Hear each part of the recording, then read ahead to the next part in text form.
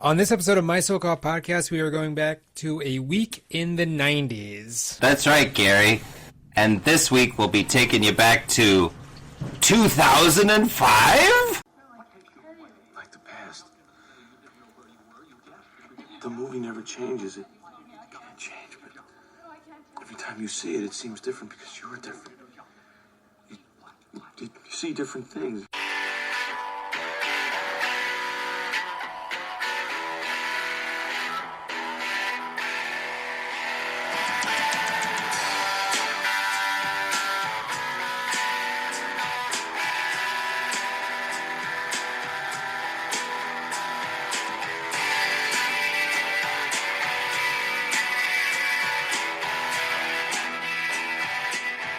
Welcome to My So-Called Podcast. I am Gary Linton. And I am still Eric Spiegel. How's it going, Gary? It's going well, Eric. How are you? Well, we were just talking for a long time before we started recording, so this is so fake. Yes. This is an episode of My So-Called Podcast. My So-Called Podcast is a podcast where we go back to a week in the 90s and we talk about a movie and an album that were released the same week, usually. Yeah, that's true. Sometimes we fudge a little bit, Gary. We've been known to fudge. We'll do like when Honey, I Shrunk the Kids came out on VHS. It was in the 90s, right? And we'll do Super Fudge, the book that was written in the 70s. Right, that's true. We did do that. Yeah. Well, but that was because there was a new movie like the Are You There, God, It's Me, Margaret, and we were like, okay, let's just figure... No, wait, am I mixing up Beverly Cleary with Judy Blume now? Maybe. No, Judy Blume is both Super Fudge and Are You There, God, It's Me, Margaret, right, guys? You guys all had older sisters, right?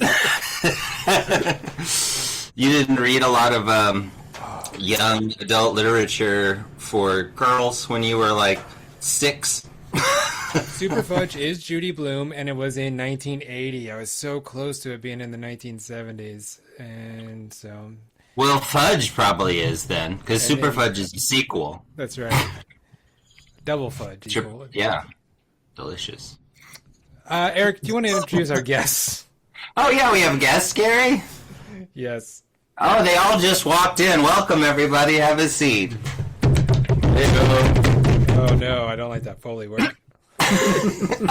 So, hey, have a seat, everybody. We do have a few guests. They are actually we scoured the globe, and we looked for all of the experts about the year 2005, and this is what we came up with. And I don't think you're winning best doctor for casting this year. That's somebody who spoke before he was introduced is our first guest, Owen Spiegel. Welcome, Owen. Did I speak too soon? Yep. Yeah, no, it's so, No, yeah, I'm just kidding around. And then we have a youth named, wait, is it you next, Cap? Sure, I'll take it. Hi, Captain Rolls back. I was just on the Super Sexy Seasons Greeting episode with Eyes Wide Shut and that's right. Eric and Gary's favorite album, Magnetic Field, 69 Love Oh, Songs. 69 love songs. Yeah, well, I mean, and what's weird is he actually hasn't left since that episode because he just figured why. I'm still listening to the album. Yeah. Still listening to the album. Yeah, he's Right. like, I'll listen to the album 2 times and it'll be time to record another podcast. Almost done with the third disc. And then next, we have Gary. It'd be me, yeah. Your host, Gary. And then Paul Wegmann's here. Hey, everybody. Hey, Paul, thanks for coming. Sure thing. I don't know why I'm an expert in 2005 because every after college I lump everything into before I got kids and after I got kids, and that's the genres I know. So. Okay, but this is before you got kids. Correct. So it was hard to line out 2005 versus everything else. I'm sure you were more aware of pop culture 2005 than you were after you got kids. Oh my God, yes. I would not put me on for anything past 2010. I like how you say got kids like you got a dog. Yeah. They didn't all show up at once. I didn't introduce you yet either over there. Shut up. Okay, well, Paul, I didn't say that I scoured the globe and we found the best people. I said we looked for the best, and this is what we got. Yeah. Fair enough. So you don't have to feel any pressure to be an expert. You're just what we have. Okay. And we also have, and I mean, to me, you're the best. Oh, thanks. That's what I meant to say. Next, we have Scott Reithel. He just walked in. Hey. Hello. Have a seat, buddy. Thanks. So I see you're having a nice frosty one in a Muppet glass, which is good. Make yourself at home. First class here at the residence. Thank you. You're welcome.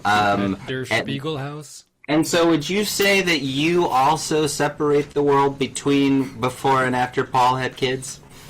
Yes, absolutely. It was a watershed moment in all of our lives. I'll never forget. Yeah, I mean, yeah, it really was a cultural earthquake, and it really changed the face of pop music and cinema. So it'd be a different show. We would never cover anything past 2010, surely. There's nothing to cover. So Gary, why in the hell are we doing 2005? Well, Eric, we usually do these best ofs at the end of the year. We kind of go back to the year in the 90s and give us a recap. But we've been doing this podcast for so long, we've hit all 10 years of the 90s. So we didn't want to just redo 1995. Oh, did it, guys. Great job, guys. We're doing 2005. So yeah, this is in a lot of ways our 10th anniversary special, because we're forced to acknowledge that we've been doing this for 10 years, and otherwise we wouldn't have. It's also mind-blowing. I remember that in 2016 when we did when we did 1995, it still seems like the 90s were 20 years ago. Yes, yes, exactly. Like the idea that 2005 is 20 years ago doesn't sound right to me. Yeah. How about that it's been 10 years since we started the podcast in 2015? How do you like that? That also doesn't seem right. Oh, like that 1995 is now 30 years ago? Like that, the math isn't mathing for me. Sure. I mean, we're all 25 forever, right? I went through that in the 90s where I was like, everything in the 80s is about 10 years ago. Yeah, absolutely. And then that doesn't work for after a while either. It's like when it's like 1998 and I'm like, yeah, whatever, Mr. Mom came out about Super years ago. Fudge was just 10 years ago. Super Fudge was in the 70s, I think. Most of the 2000s, the 90s felt 10 years ago. Like most of the 2000s, I was like, oh yeah, the 90s, 10 years ago. Yeah. Now that like it's almost 30 years ago for the whole decade is kind of mind-blowing. Yeah, so we're really kind of, as you guys are kind of alluding to, although Captain Rebel feels very comfy, let's say, who feels the most comfy with pop culture in 2005? Paul, I can assure you, you're not the lowest on the list who feels most comfortable discussing it. And I don't think that's actually, like, obviously a point of this being an expert about whatever. But, like, sure, we all had life changes. We all had similar 90s. But we all had different life changes that kind of pulled us in different directions from pop culture in the 2000 to now. I'm going to say, Owen, you're probably at the bottom of the list of familiarity with popular culture in 2005 because you were, like, really a hard studier or something. I forgot the story. Yeah, I was somewhere, and it wasn't at the theater. It was dark, but it was warm, I hear. Yeah, you know how theaters are usually like really cold? It wasn't. I don't like it. Owen wasn't born yet, quite yet. So, yeah, I mean, like, I did, show him a lot of important popular culture as soon as I could. And, got him into music when I could. He got into his own music pretty fast. But 2005, I would say, was not, like, huge on my radar for any of this to be like, oh, you gotta, whatever. And I guess we'll get to that, but I kind of wonder if it's not because I can say nothing about the quality of the year, really, because it could have just been, I was pretty busy. The odds kind of blend together. You were in medical school, right? I was in medical school, yeah, and for a lot of that, I was like in the hospital, and that would be like 80 hours. I think the only pop culture I know of when I was in school and I lived with you was the 45 minutes of Vice City that I would play every night.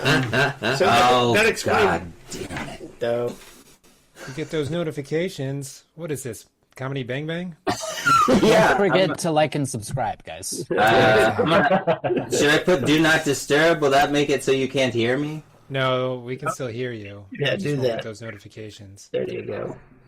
Oh, okay. Yeah, should have done that already. Professional podcasting. So, as we usually do for these, we have a... Oh, who else's feels really comfortable? Or are you guys going to weigh in on that? Cap, you feel comfy. Super comfy. Yeah. I just started, I started doing, in 2002, I would mail my friends my favorite tracks of a CD full of music from the year. Because after college, I got the common complaint everybody would say, oh, I don't listen to new music anymore. So After college, you feel like it was after college, not after Paul's children were born. More college for you. For the 90s. After the 90s, everybody kind of, scattered, and then you stopped borrowing CDs from each other, so 2005 was still CD territory, and so I would burn CDs, and I would send them to folks, and I spent a lot of time doing that, because I didn't have kids. So I was very tuned in at the time. Yeah, not having kids is the best, man, let me tell you. No. Oh, you mean CDs? Making people CDs or whatever. It is. It's a lot of fun. I'm glad you enjoy your life, Captain. I fully support you. But what you said made sense to me for why I had no idea what happened in 2005. My music taste and movie taste was spoon-fed to me by both you and Gary. And if you were too busy to do that, then I had no 2005 reference. Oh, okay. Yeah. So you're just blindly watching like Resident Evil 4. You had no idea what to do. I'm lost. See, I couldn't even pull a for sure 2005 shitty movie out of my ass just then. I'm such a phony. We're sorry. We're not. Listen, if you're a big 2000s podcast and we're in your territory right now and you listen to this, oh wait, that's an empty set. We're sorry. We know we're strangers in a strange land to a certain extent. But I do think that teenagers and college students do pay attention to music like it's their job, and some people continue to do that because it's really fun to be into the music industry. I tend to find that the amount of effort I put into it is the amount that I'm rewarded back, Absolutely. by finding artists and stuff, but that you gotta listen to a lot of weird junk to get there. And I totally wasn't. I didn't even have a mechanism to do that in 2005, really. There was a mechanism. Yeah. Pandora is when... Pandora was a 2005 thing. But this is way post Napster. I could have bought things on iTunes. I was pirating like the Dickens in 2005. I mean, Napster had died, but there was lots of places to pirate. Nerd! Yeah. Hell yeah. I bought CDs. Still in this. I bought the #1 CD of the year by the amount that it sold. That was one of those purchasers. We can talk about that later in the show. We'll do some categories first, and then we'll come to a little bit where I'll tell you I'll pepper in some stuff that happened in 2005 and some factoids from here, maybe in between categories. Or maybe Gary will tell me to stop during one of the breaks, and then that'll be that with that bit. We always do the album first, Gary. So I figured we'd do the questions about Muzak first. Yeah, that sounds good.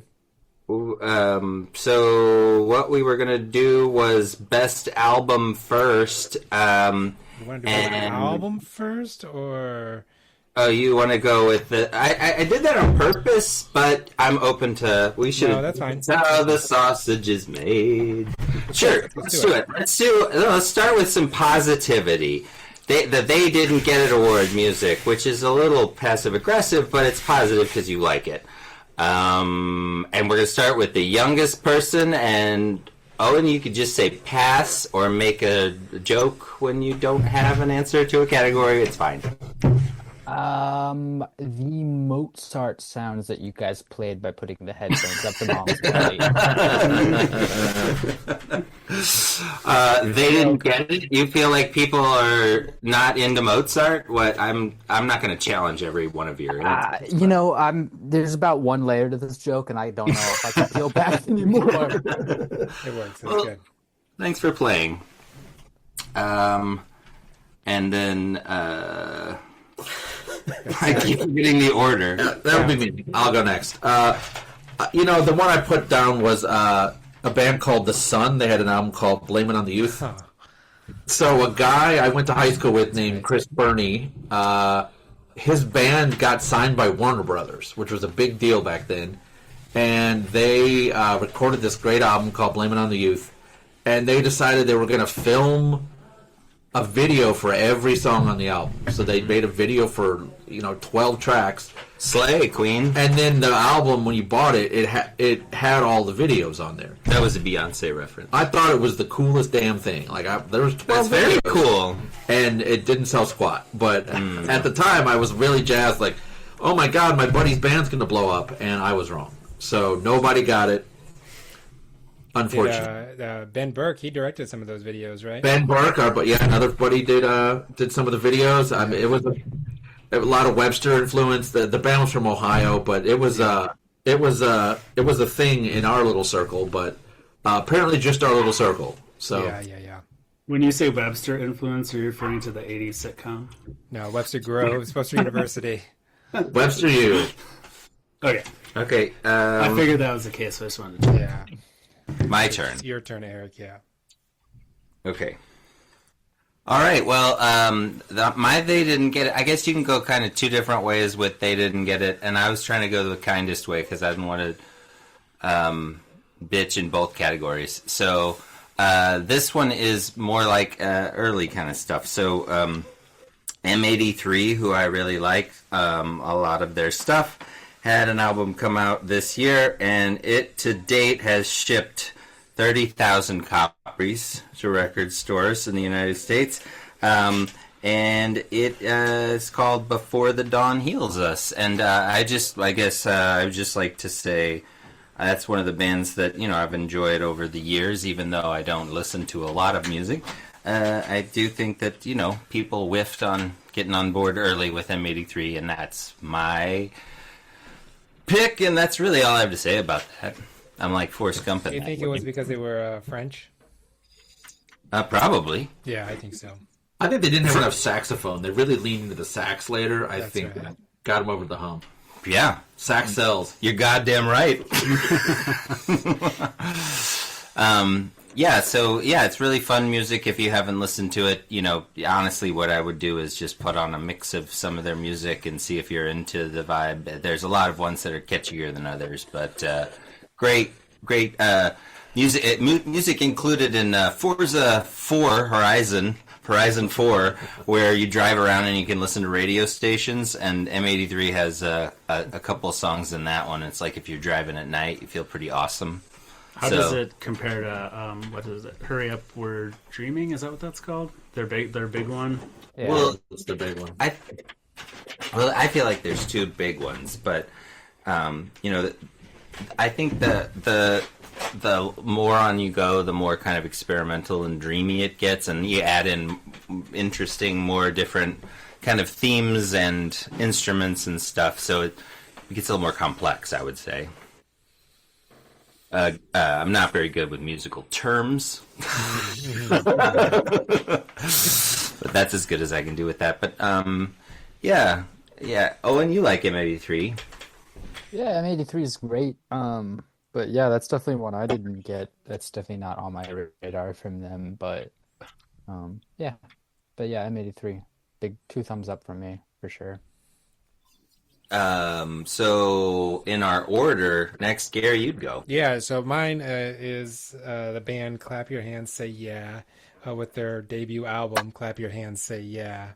So I think that is a great album. I think it's really enjoyable, and it wasn't a big hit. I know it did get some critical accolades, but I also understand that why it can be like the guy's voice, you either like it or you don't. So if you don't like it, you're not gonna. It's like, well, I don't get it, but I don't want to get it. So Yeah, it's kind of the entry fee. The songs are so catchy, though. I thought it would be huge. I mean, "Skin in My Yellow Country Teeth" is the catchiest song. It's a great song, yeah. I think so. This is interesting to me because I had my first iPod in 2006, May. Now talk about that year. But hang in there, Gary. Okay. One of the albums that I had on there, and I didn't have very many, was this album. And now I'm wondering if that was your influence, because I knew you then, Gary. Yeah, that's right. That is right. Could be. So I don't know if that's where I heard of it from, but I thought it was popular because I listened to it a lot, and I played it around my family a lot, and it was very catchy and fun. It's a great album, but it was not, they're not a big band. Nothing happened with Clap Your Hands, Say Yeah. That album is always the one that comes up when people talk about blog rock. Yeah, for sure. Because there was a lot of just random music blogs out there, and all the bloggers jumped on that album. Oh yeah, that was probably the high point of power for online music journalism. For sure, 2005 was really the peak. It was a lot of bands were either doing their sophomore albums, and there was a lot to talk about, and there was still that kind of indie garage was kind of still the dominant thing, and then it just super crashed right after this. But this was pretty much the high point. But in my mind, I was like, there was still stuff coming out, and I was like, oh wow, this is going to be the music going forward, and it was not. That was the high point of the whole garage rock indie revival. I don't think they ever played the high point. That was a small venue. It was, yeah. Should have been huge. Should have been huge. So you're saying you didn't think that then that it became Keen the next year wasn't your thing? Well, actually, what it was, the Fray. What it was what I was doing. I downloaded that album. I didn't buy it. Yeah, and a lot of what people bought a lot of that year, Nickelback. That was a huge selling album. Hey, spoiler alert. Well, we'll get there.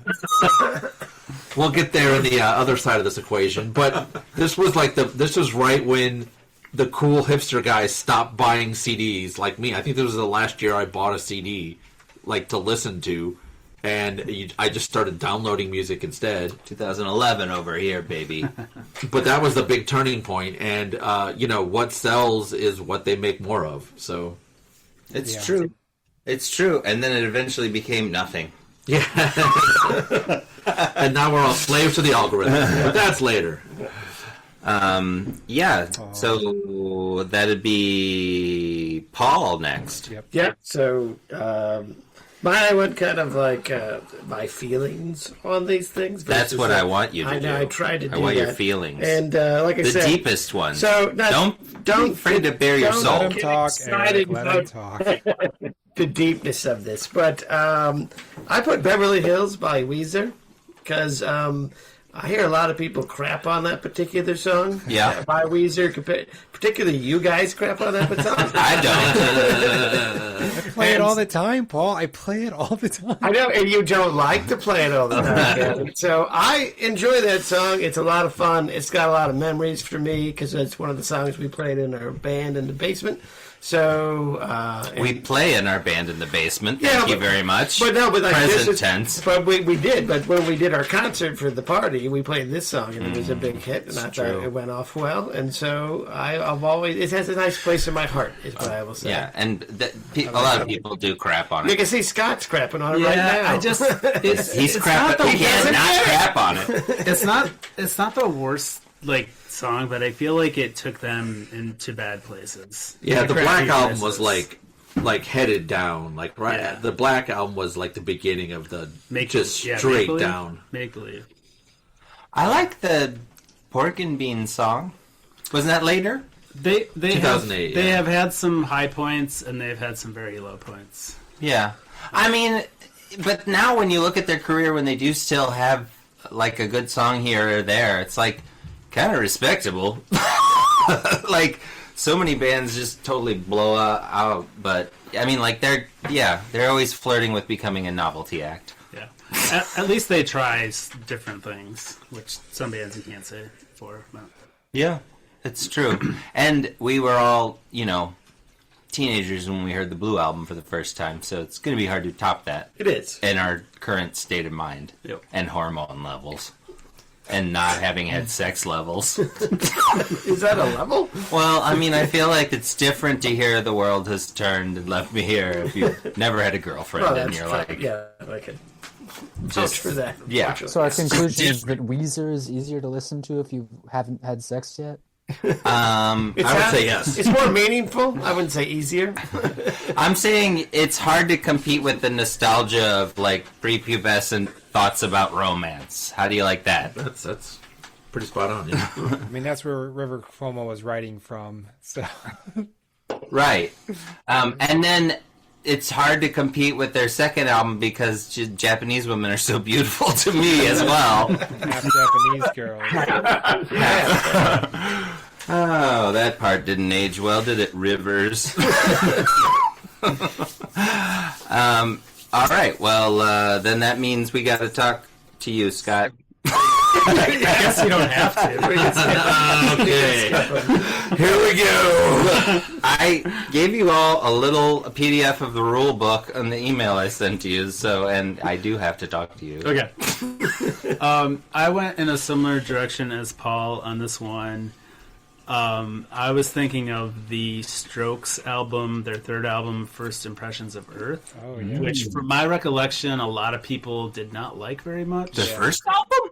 Their third album. Oh, their third album. That is and true. And the problem is it isn't their first album. Or their second album. Or their second album. Yeah, which was kind of their first album. It's a little more polished, I guess. It sounds a little less of an indie kind of band. Like it's much better production, but I just think it's a good album. There's really good songs on it. My memory of that is that the critics did like it. Maybe a little more than they liked their earlier I don't think stuff. they got dragged. Yeah. Big time. I'm wearing a Strokes hoodie, so as the resident Strokes expert, they got dragged hard for that album. Oh, I thought you were a stroking it expert. Can I be both? That's true. I can hold two truths to be true at the same time. I'm a complex person too. But for sure, they got a lot of shit about their third album, excuse me, because their first album was so huge. Their second album was pretty much the same, Carbon copy, but in a good way. Yep. And then they expanded. I like the second one a little better. They expanded their sound in the third album, and it chunkiness. did not go over well. It just did not go over well. Maybe I'm wrong. I don't know why. I think it was just less cool, less indie, less garagey. But for the same reason that it was so cool and so in and stuff just a couple years earlier. It's interesting. I think this is the first Franz Ferdinand album. Yep. Is this year. Second. Oh, really? Yeah, the first was Just called Franz Ferdinand. that was 2003 or 4. It was 4. 3 or 4, yeah. Yeah, that was their big album, and then this was Do You Wanna. That was their second album. That was not as. There was several bands put out a sophomore album this year that just or a third one in that just wasn't as popular. Like in my mind, 2005 was when the whole garage indie band people started to kind of move past it, or they went different directions, and there was also a lot of expectations. People were like, "Oh, this is the Strokes' new album," or the sophomore slump. Everybody was talking about that for bands, and a lot of it fell into it. But to Scott's point, for that sure, happens a lot. that happens a lot. For Remember sure. a secret samadhi? Thankfully, no. Thankfully, no. I did. I like that. First Impressions of Earth is a good album, but it was a flop compared to what they You have wanted. to speak my language. Which is I want to put this in surprising. terms we can understand. A 90s album. I already did it with El Scorcho. He's stuck in the 90s, man. Pinkerton, It was 30 years ago, brother. So this has been Strokes Chat, and we're going to change categories. Scott, we just talked to you, but we have to talk to you again because we're going to go backwards in order. And the next category is more like I didn't get it. So this is where you really get to roast somebody. You get to drag them, Scott. Okay, so what I didn't get was Gorillas. Oh yeah. I continue not to get it, so I don't know. It's just not for me. It's like, yeah, I don't know. Bad. It's weird whenever Scott and I have different opinions about things, because usually we do about music. But I remember the first time that I mentioned a band that I liked, and he obviously didn't. And he just told me. He's just like, no. Which band was Cap, that? you don't have a problem with that either. Oh, big time. I mean, Demon Days was their second album, and it was arguably better than their first album, which was really good. It was, And more sure. Demon Days was such a big... I mean, as long as that band is singing about Clint Eastwood or Dirty Harry, I'm on board. It went even bigger was their second album. The first album, I wasn't sold on like the cartoon characters. I mean, I like Damon Albarn from Blur, but I wasn't. So do I. Yeah. But I wasn't sold on like the. So it's a cartoon now, and it's disco music now. But the second album, I was. Oh, and do you Give it like to me. Gorillaz, or is Adam that likes Gorillaz? I'm a big fan of the Gorillas. I think that they make good music. I'm not gonna die on a hill for them, but I totally think Scott's wrong here. No, I just thought you would chime in. You don't have to. No, Are you doing something I'm more a important? big fan of the Gorillas. They're great. It might be. I didn't say they were bad. I just said I didn't get it. That's continue the not to award. get That's it. the award. I mean, in fact, it should be common that you should be kind of a contrarian here if you're in the spirit of the award, which is other people did get it. Somebody got it. And yeah, a lot of people totally got the Gorillas. I mean, I remember it was like must-see TV, and they'd do like an edit of the funniest stuff, and it would be set to Gorillas, like Will and Grace were Gorillazing it up. I was realizing that what I did do is watch television during this period of time, and like I could relate to Franz Ferdinand because there's a joke on the Gilmore Girls where Rory mentions Franz Ferdinand, and her grandpa knows it's a band and not a reference to history, and I didn't.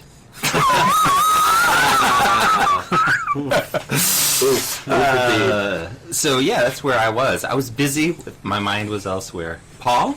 I went with Hollaback Girl, and that's mainly because it drove me crazy to hear it often. Higher. And Did it drive you crazy, or did it drive you BANANAS? that's correct. Yes, it drove me that. Wait, is it because of your sexual attraction to Gwen Stefani you couldn't handle it? Yeah, and then she was telling me I was driving her bananas, probably. I don't know. It disappointed me as a Gwen Stefani fan up until that point. So It's a dumb song. I also have this on my list of it. They don't get it. It's just a dumb song.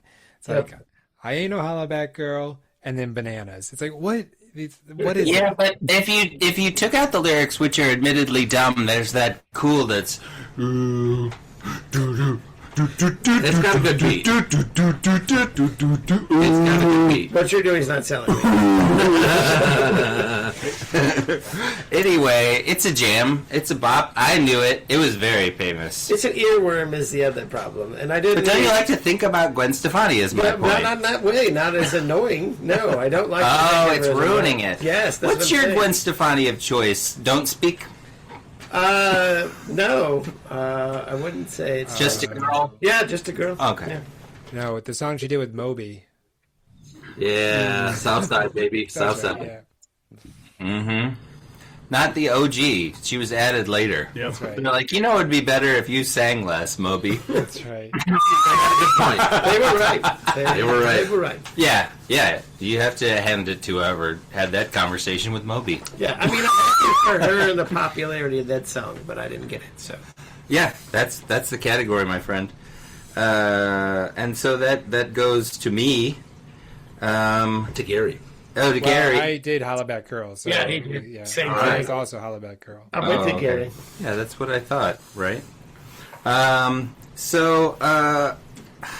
I think I'm going to go with the song Daughters from our friend John Mayer. Oh, man. And I, Yeah. in medical school, like 2002, 2003, he had that album, the first one, I'm gonna run through the walls of my high school, that album, and that was fine, but the Your Body is a Wonderland, I was like, I don't know about this guy.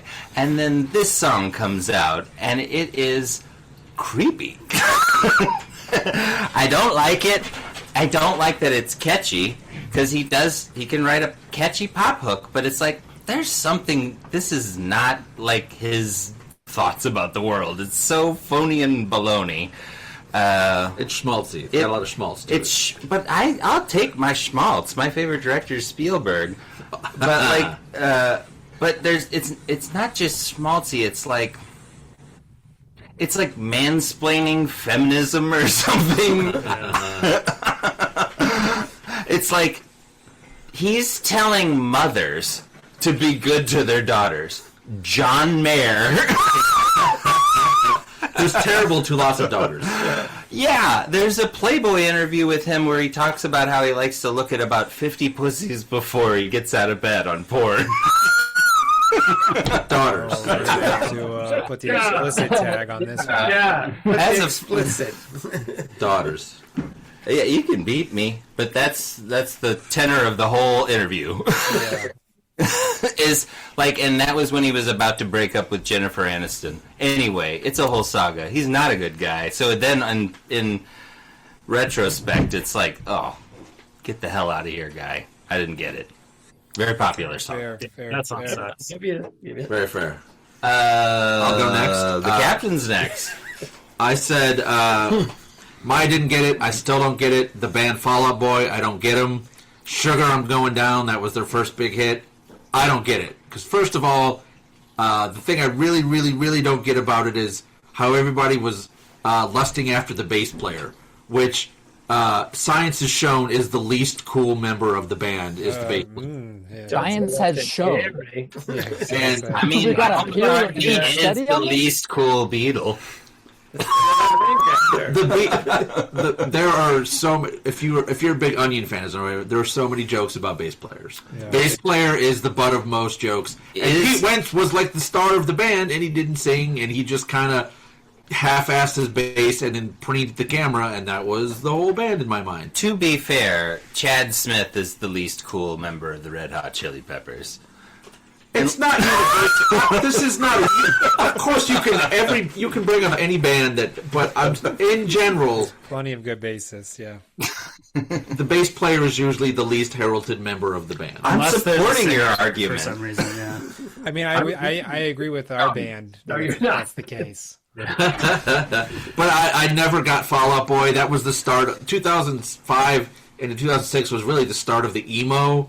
Like, that started to get big around then. That's not your generation, Not baby. my gen. That's the first time I really felt like, wow, Gen X is getting left behind. These millennials are demanding their bands be cuter. Like, I'm with you. I was trying to figure this out, and I watched them, and they were on my list for this category. They were on my list, too. So I never got it. I never got them. So my problem with them comes later, whenever they fell off for a long time, and then they came back, and they were huge. That my songs know what you did in the dark, and then even worse is the We Are Warriors, or what's the one that there's like that's the Fall Out Boy song, Bowen. That's like I don't know, but Cap, to help you out here from the other side of the millennial, like you're one generation before the millennials, I'm one after.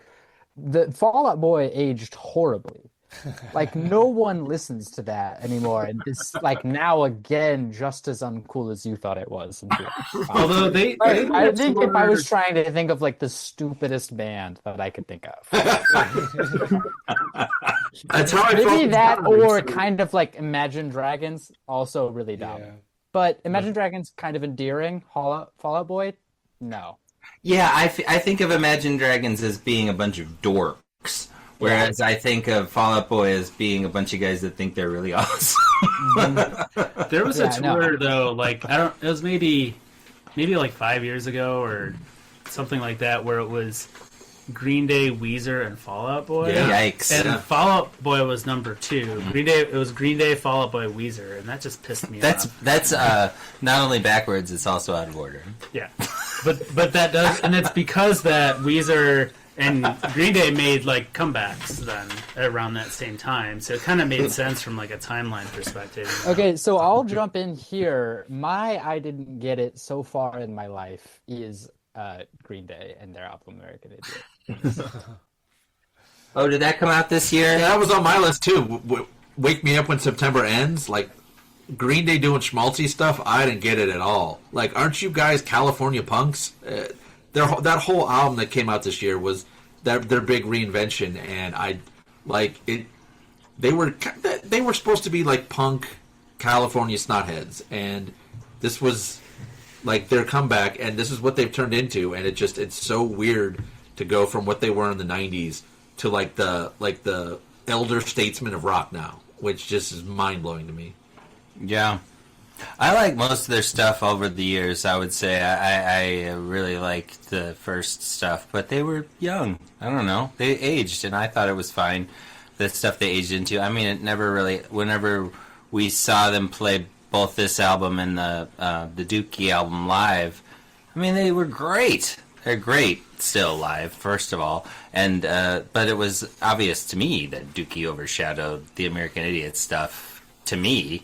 But... It's also not when I was a teenager, because the funny thing about Fall Out Boy is, and American Idiot to a certain extent, is like I was familiar with it only because I took care of like 14-year-olds as a doctor, and so I heard about it from them because they were obsessed with this stuff. Like they loved Fall Out Boy and stuff, and I was just like, I know that is a band.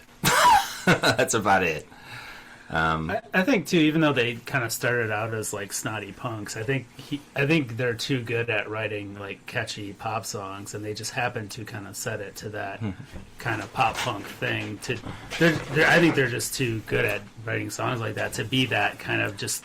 I mean, what happens to punk bands that remain punk for their entire career is that one of them kills their girlfriend. or they overdose. Come on. There's a lot of overdoses. Owen, we're still on you, man, for best song. Best song? Okay. Your favorite song? Yeah, no. Sorry, I got confused by the fact that we were changing categories. No. I'm gonna. Well, you said American Idiot, right? Yeah, I did. And then I'm gonna go for best song with "Better Together" by Jack Johnson. Okay. Oh, Jack Johnson. Part of your childhood, eh? Yeah, exactly. I've got a little bit of a theme going on here with my 2005. Mm-hmm.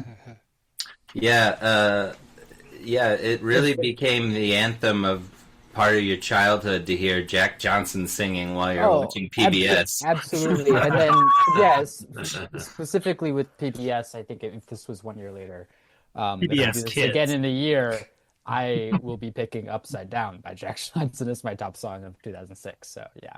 Oh, okay. Yeah. All right. I like Spoiler alert. Yeah. No, but that just always takes me back. The acoustic guitar, just perfect. And yeah, it's a really sweet song. It's really great. And it always makes me feel like a really little kid watching Curious George, sort of hearing Jack Johnson. Aww. Yeah, that's my top song. For the year. Very nice. Captain? The captain picked First Day of My Life by Bright Eyes. That was a big song for me. I started dating my soon-to-be wife in 2004. In 2005 was when I proposed. My ex-girlfriend. 2005, she became my fiance. I proposed. And, as you grow up, you hear a lot of love songs, and you kind of associate them with different people. This was the first love song I heard when I was dating my wife that I was like, oh, this is about you. It was really, it was so attached to, we were still dating, and the first time I heard it, I made her a CD of all these love songs that I liked. But, mostly when you hear a love song, you think back to the first time you heard it, and it's usually when you were a teenager and you had complicated feelings. This was the first time I heard a love song, and it specifically went to who I was with at the time, and it stuck. And so it's always just been a huge song for me personally. And then also, as a big Bright Eyes fan, I like Conor Ost a lot, but he tends to be pretty pessimistic, right? His songs are mostly about how love. When he talks about love, it's in a negative, like it sucks or it's a lottery, heartbreak, that kind of stuff.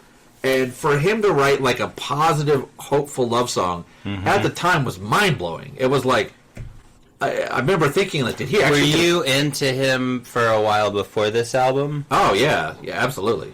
Yeah, going back to when? Because I think maybe I heard about him first, maybe like 2003 or 4. So yeah, I had heard of the first couple albums, and this was the one that it was just so surprising. He had such a I had it on my iPod too. So. I had it on the iPod, man. Absolutely. 2005 was the year I really committed to burning all my CDs on my iPod. But this was the one that I was like, wow, I can't believe this guy wrote a love song and it speaks to me. And that was, when I hear that song, I think back to like my wife and I flew to Hawaii and I proposed on the beach and we listened to it on the ride afterwards. And just I hear the song and it takes me right back there. And that's still a big song for me. Oh, you old softy. I'm a softy. Proposed on the beach. They call me Captain. No. Yeah, it's a very sweet song. Have you listened to the Better Oblivion Community Center stuff with Phoebe Bridgers? It's a weird one, but I like it. I really like it a lot. A lot of that stuff is incredible to me. So I really felt like that was a really great album for both of them because it was sort of rejuvenated his creativity and it brought her more attention. Yeah, and he did, like she's doing fine now. She's doing no kidding. But I mean, when he's left to his own devices, he kind of spirals down a little bit. So, like together with other folks, I think it kind of brings him up. And the older I've gotten, more I'm like, which is funny to say. Like, I wish Bright Eyes could be more positive because with that name, but like it's their positive stuff now that I really. When I was younger, it was very easy to glom on to like the kind of the doom and gloom stuff. Not. You're like Green Day in that way. That's it. They call me Billy Joe. Got him. Trey Cool it is. The next person to go is me. Yeah. Good job. And I'm in trouble with this one because I'm going between two, and I was hoping that one of y'all would say one of mine, and then you know what I mean. We still could. You never know. Yeah, well, I'm just playing the odds now. Yep. So it's Photographed by Nickelback. That's my second choice, and that was your first choice, right? I actually sang a different Nickelback song on, what's it called? Bourbon Street at the Cat's Meow on stage. Wow. So, karaoke. Anyway, I'm going to go, I know I'm wading into dangerous waters here, but my favorite song of 2005 is "Fix You" by Coldplay, which is one of the albums that I bought this year, and I could almost say they didn't get it to Coldplay at this point because it's so uncool to like Coldplay.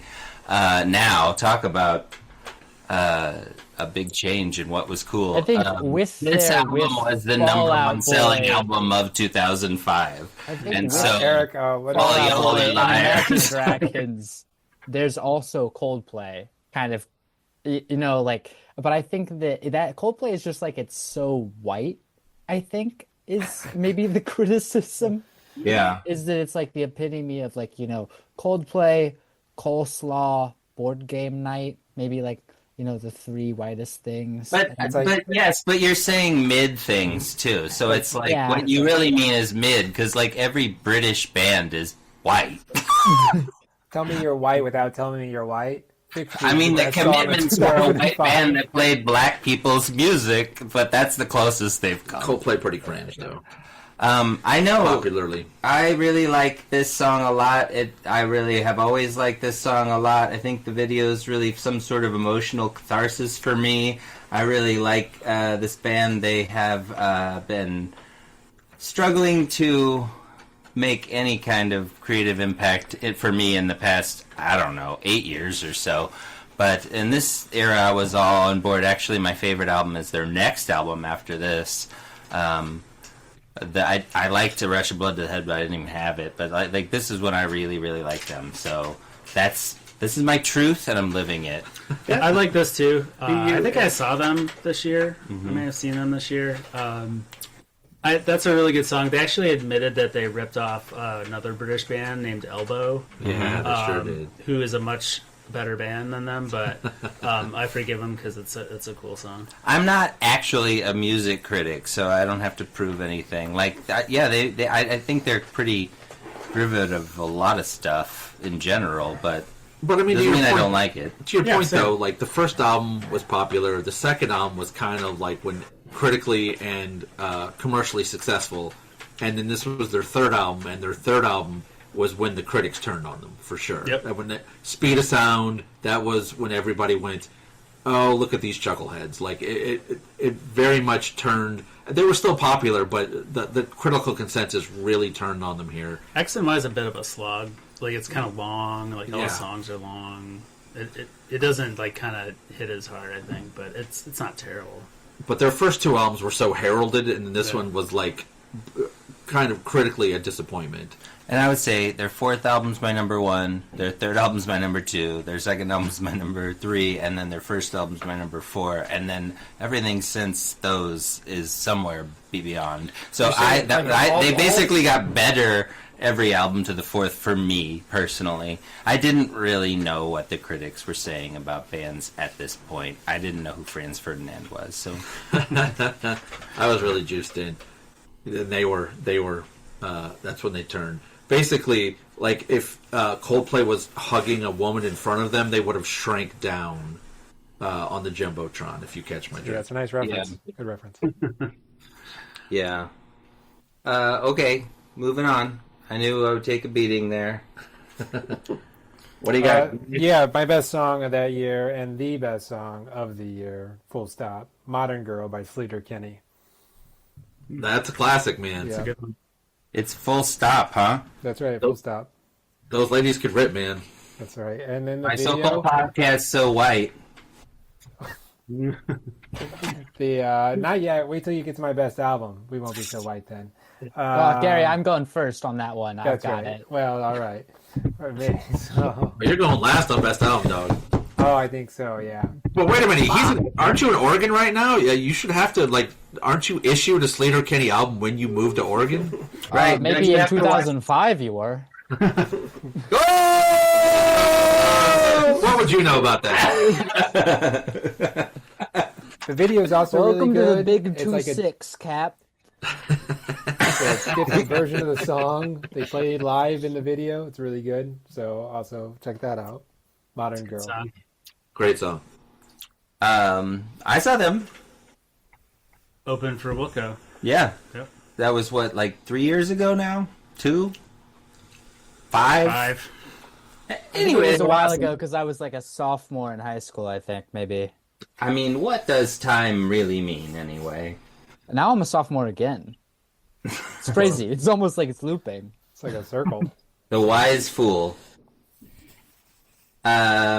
All right, that's what you had, and then that means that we're moving. Paul has a song. Yeah. So I didn't have a hard time with this one because, again, my lack of knowledge. But I'm glad of what I put because I feel like it's a direct needle to Scott. I put the Gorillaz Feel Good Inc. Nice. So, yeah, because I can always dance to that song when it comes on. I enjoy listening to the song, and I think that probably was what what's her name, Megan Mullally was dancing to in that clip of Will and Grace in my mind. I didn't see that episode, but yeah. No, it wasn't in the episode. It was like a commercial for Must-See TV set to the Gorillaz. This is mainstream popular culture. Also on my iPod, Paul! Yep, well, and like, I'm a big cartoon animation guy, so I'm all into their animated band thing, so yeah, I was They're behind floating on in the it. clouds. Yeah, that was a great video. Like the video, yeah. I can't believe you didn't choose Dare by Gorillaz. Dare's a good one too, man. That makes you shake your ass, man. That's So a good what one. really does happen at a Gorillaz concert?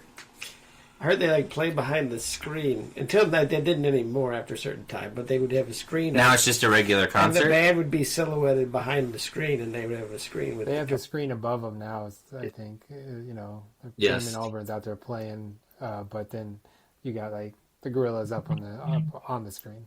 Well, when the Gorillas started, started, Damon Albarn could go in front of 50,000 people as Blur still, and now he can't, so he probably doesn't want to be behind a screen 2 years anymore. ago. He still did that 2 years ago.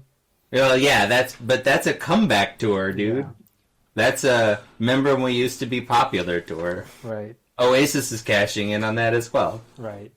Yeah, Big- but Blur wrote a whole new album. Oasis isn't even doing that. All right, we got to pick up the pace, people. This is like Yeah. the Oscars at this point. Gorilla's good song though. Good song. Scott, hit us with it. This was kind of a hard choice. A lot of good songs, I think, that year. Yeah, there's Fix You. I know. I went with The Bleeding Heart Show by the New Pornographers. Oh, nice. Oh, yeah. It's Wow. fully support. Yeah. What's the cinema? Is that the Twin Cinema. Twin Cinema, that's Yeah. right. Yeah. Just that's a good album. That song kicks ass. It's got that awesome outro. Just, Yeah, that long outro is. Yeah. Friend of the show, Matt Seymour introduced me to the New I think he Pornographer. introduced it to all of us, except Yeah. for Scott and Captain, but the three of us seen it. Yeah, So- yeah. That is correct. Yeah, he and I have like this weird Venn diagram of music taste, but when he's right, he's right. That song kicks ass. I've seen the New Pornographers with Matt alone. It was great. Seen them with my Which is you, Joe Matt, Bleach and the Spiegel new album. pornographers? in the nude. That's crazy. Okay, good, great. We all agree. Best Scott, that album. means that the floor is still happening here for you before the break. The best album of 2005 is... So, No, stop.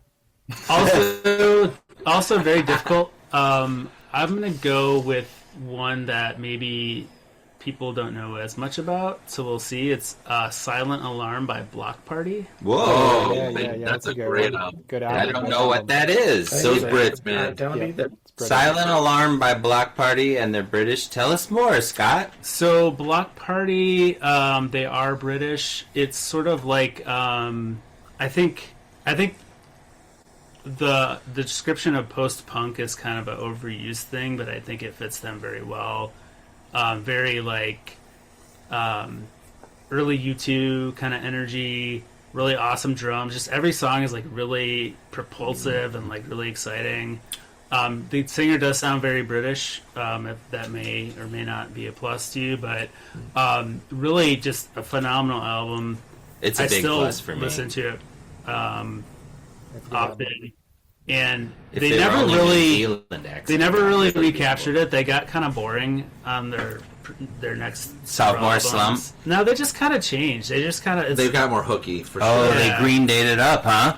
no, they kind of Green Dayed it down. Oh, they got bummer. less exciting. It's like very more like croony kind of vocals. I don't know. It just doesn't work for me. But that one album Like is more amazing. Dean Martin influenced. Yeah, exactly.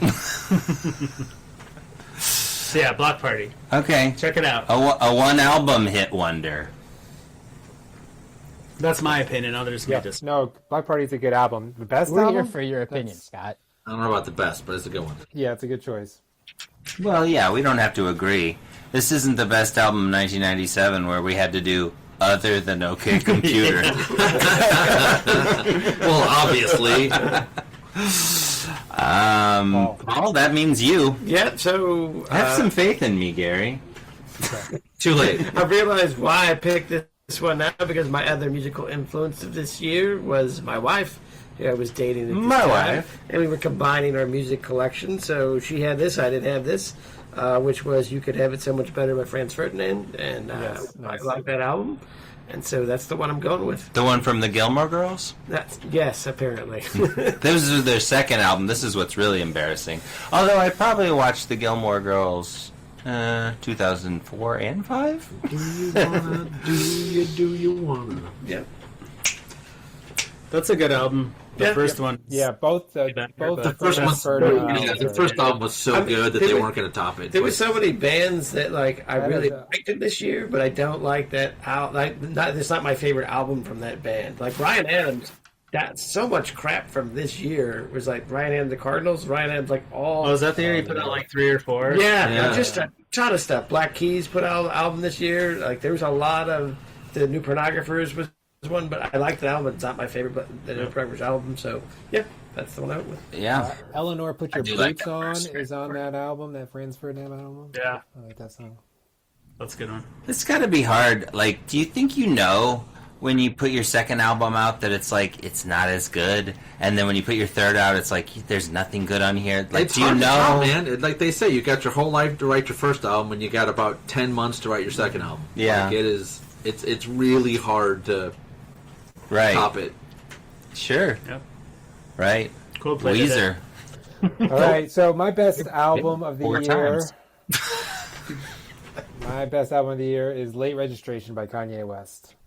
Oh, man. There you go. I don't want to tell you to go listen to it because... Go spend some money on Kanye. No. It's so good. It's so good. Just grab the old CD from 2005 from your dad's basement. And we can go over to my CDs. He's not getting 0 cents from that. I got this for Christmas. I think it's still. I still re-listen to this album plenty, and it really was. It's a shame that the man became what he is. It really because he wrote.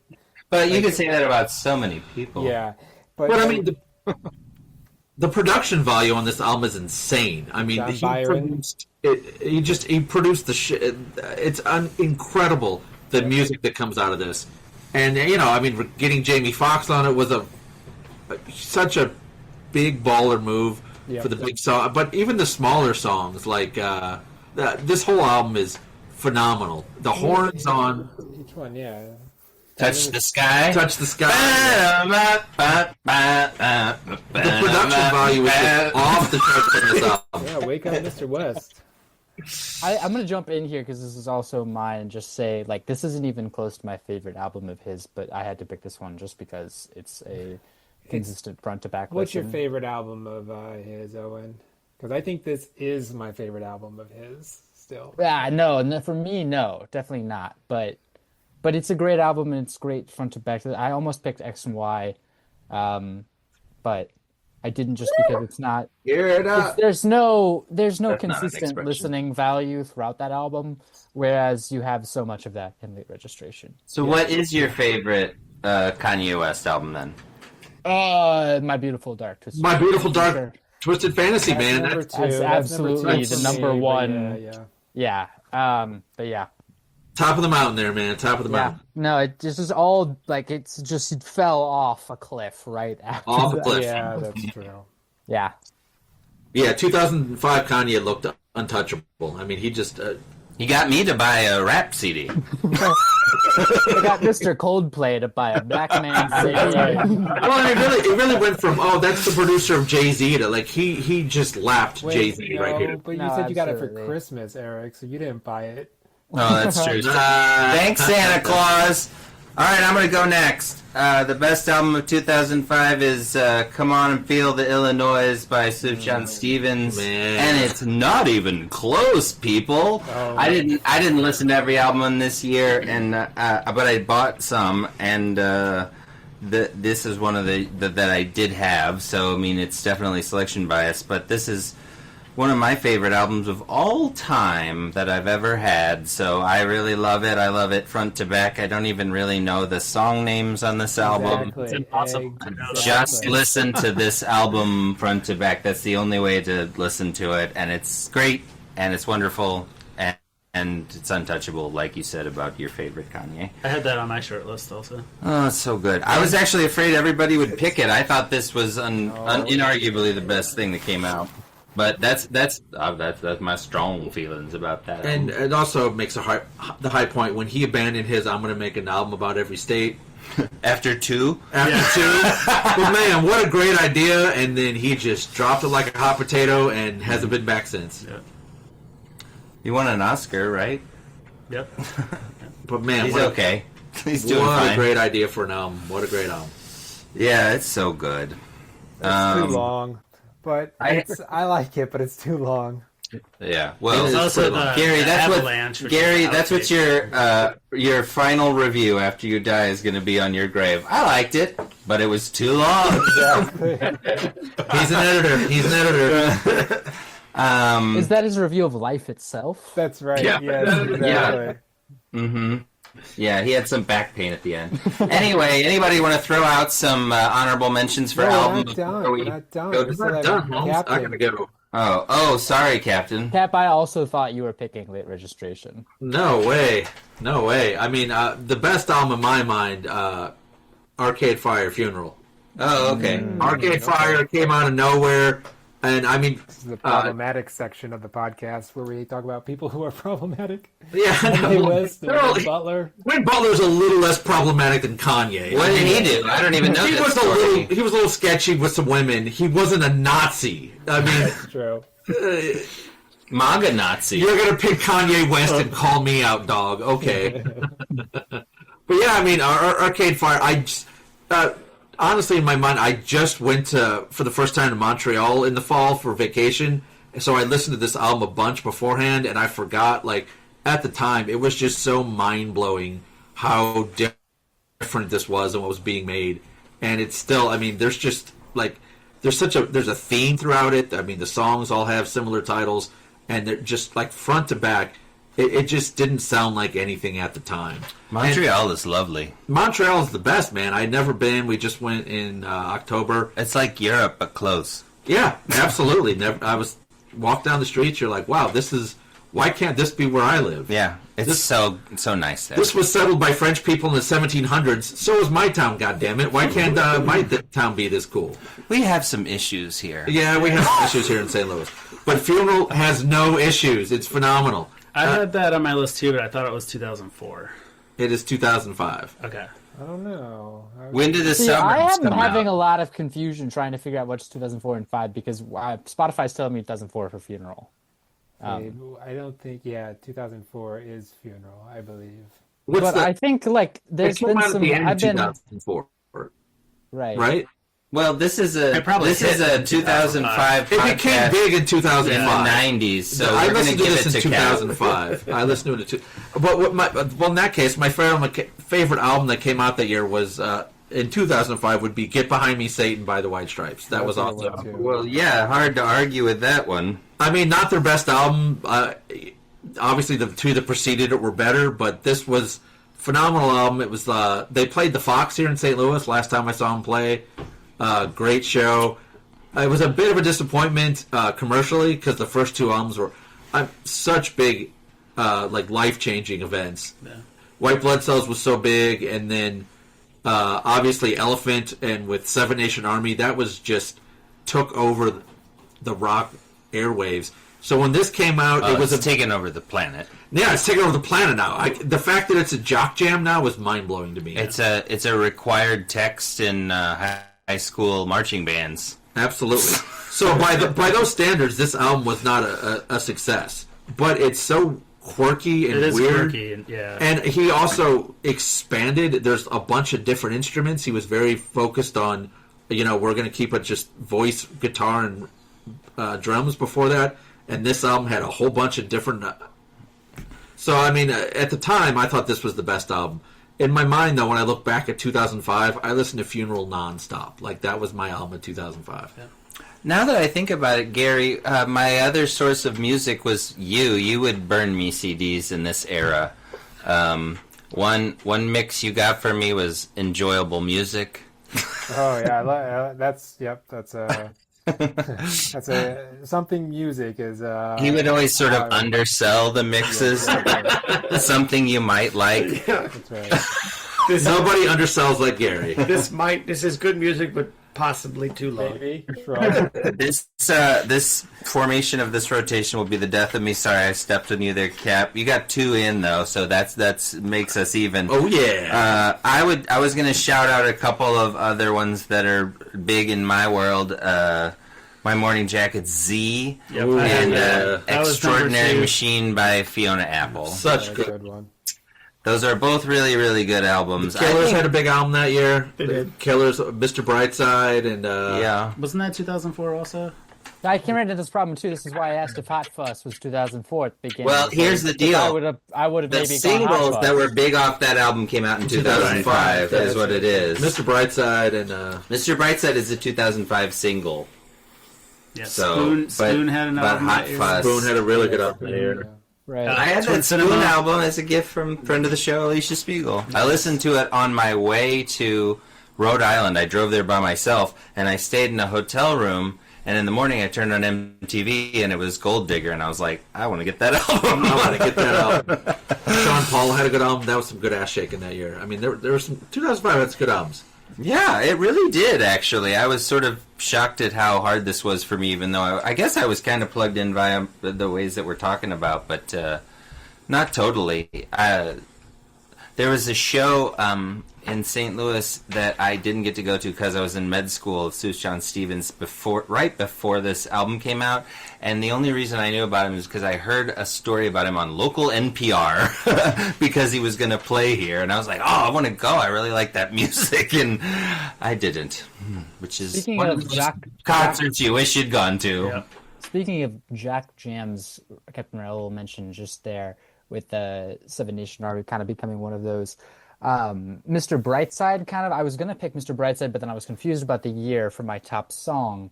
But that would be also, and I think that like was talking to Sandy, my roommate, and we were just saying like Mr. Brightside is almost up there with Wonderwall now. I feel like in those songs that are like just so much fun to sing, and they've aged like perfectly. They're still part of the cultural mainstream. Mr. Brightside is a big part of every like Oregon football game. It's just, I don't know. I would have picked that song as well, and I wanted to give that a shout out. Well, now it's like beloved classic rock. Right? Yeah, kind of.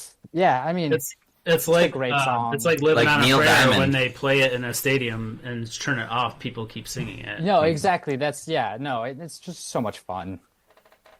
Yeah, that was the big song, man. We know you're horny for John Bon Jovi. Okay, Scott. I don't know if he put anything out this year, but Oh yeah, 2005. I bet it was good if he did. Hey guys, we should take a quick break because we're going to come back and talk about movies in the year of our Lord 2005. And we're back. I hope everybody enjoyed their break. We just got done talking about albums, or not music of 2005. Now we're going to segue into talking about movies of 2005. So, Eric, you have those categories for what are best movie frame, I think is one of the categories. Best soundtrack note. And Gaffer. Exactly. Gaffer. I didn't get the memo on I would any like of to- this. Or if you watch the Golden Globes, we're going to do Best Assistant Director this time. That's good stuff. Best Boy Grip. Yeah, Best Boy Grip. Best camera angle. Yeah. You could do Best Testicles. You could. What movie are you watching, man? History of Violence is what I was Oh, referencing. okay, yes. Okay, here we go, guys. We have 4 categories. They're not the ones Gary was saying. They are, they didn't get it, movies. I didn't get it, movies. I mean, we're talking about movies. Best performance in a movie, and best picture or movie. And we're going to do the same rotation we did before, starting with the biggest film fan of 2005 in the room, Owen Spiegel. So we're on They Didn't Get It, right? Yeah, we're going to start with They Didn't Get It. All right, I'm starting off with Bang here. They Didn't Get It. Best of 2005, Robots. Best movie to come out this year. I don't want to hear any criticism. an absolutely amazing film that's lacking in nothing. It randomly came on a show, TV, and I watched the whole movie. So yeah, I got no problem with Doesn't it have Amazing. Robin Williams? Yeah, I think so. Yeah, It's got Robin Williams. yeah. That and the first Aladdin. It has great metaphors about society's obsession with both consumerism and eugenics. So suck on that. Robots is a great movie. I could tell you the whole plot, and that is not true for most movies I've seen. I love that you're backing up. I got some Coldplay backup, and Robots is getting some backup. So, Robots is a movie that Owen and his siblings would watch while I talked to his grandparents in the other room. That's what I know of that movie. Yeah, no, it's great. Because Grandma had it, but we didn't. Yeah, it was a grandma movie. It was quite like SpongeBob SquarePants was a TV show at Grandma's house because we didn't have cable. Good times. Yeah, it's good. Ewan McGregor's second best performance that year. So you're next, right, Cap? Cap is going to say Ryan Johnson's first film, Brick. Yes. I loved that movie. Granted, it is almost indecipherable, the language they use, but it is a film noir set in a high school starring Joseph Gordon-Levitt, and it's really, really good. It takes about 3 times watching it to understand what's going on. It's like a I only want to watch movies like that. Yeah. Because they're talking like in a 40s style slang. They're talking in 40 style slang, but it's set in like 2005 in a high school, and it's a murder mystery. Like I said, you have to watch it probably at least 3 times to understand, but once you really get it, it's very put together well, and I'm a huge Ryan Johnson fan, so that's my pick. Yeah, he sure does like murder mysteries, eh? That was his first one, and yeah, he just had the big one that just came out, the Knives Out one. But yeah, he's Mr. Murder Mystery, and also I'm a big Last Jedi fan, and I think he's a good boundary pusher. He's a good taking a genre and then pushing it to places that it normally doesn't go, and I'm a big fan of that. Yeah. Because so much of what's made now is genre films, and so much of it's by the book, and I appreciate people who take a genre and mess with the formula, and that's totally what he did here. Well, it's interesting because we may as well. I mean, I'm always going to take a second to talk about The Last Jedi. I was just noticing that it's rated on Letterboxd lower than Attack of the Clones, which is hilarious. It's ridiculous. I think that is directorial freedom and screenwriting freedom at its best in Absolutely. genre filmmaking, and J.J. Abrams is a lapdog that just does whatever he thinks the market is going to like, and that's why the Ninth was such an abject failure, because it was just like guessing at what people might want, as opposed to trying to tell a story. He's very much J.J. Abrams. Let's recreate the meal. We'll take the wheel. Let's just recreate it and see how it goes. And the mystery box is so played out. And he's a limited person. But I agree. Brick is a great movie. This 2005 was when I very early baby started to listen to podcasts, and one of the first ones I listened to is Film Spotting, which is a film review podcast, and they felt like they kind of found Brick before anybody else did, and so then every year they gave a golden brick to a movie that they want you to check out that didn't get attention. So yeah, that's definitely they didn't get it. They did not. But you know what? They were wrong. I'm going to say the movie that they didn't get in a similar way as an indie that had an audience, but not a huge one, is Me and You and Everyone We Know, which is a Miranda July movie that came out in the summer of 2005. And it has a really great cast. It's got a really whimsical kind of tone, but it's also really dark. And what's his bucket? The actor that's in it from Deadwood and what is his name? I'll look it up. He deserves some respect. Oliphant, is it? No, it's the anyway.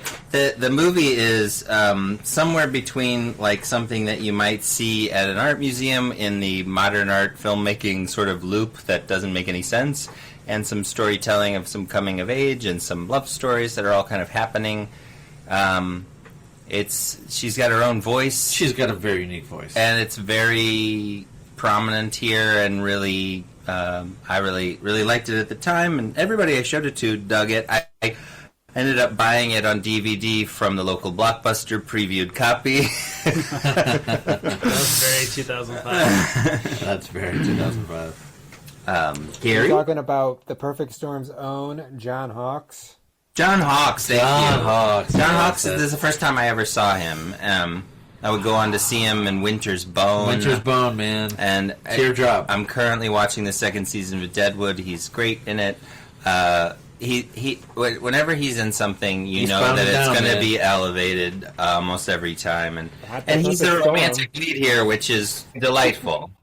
I remember now why I can't remember the movie that we talked about on my episode. Because it was the perfect storm. You are the perfect storm. The perfect storm. Whoa.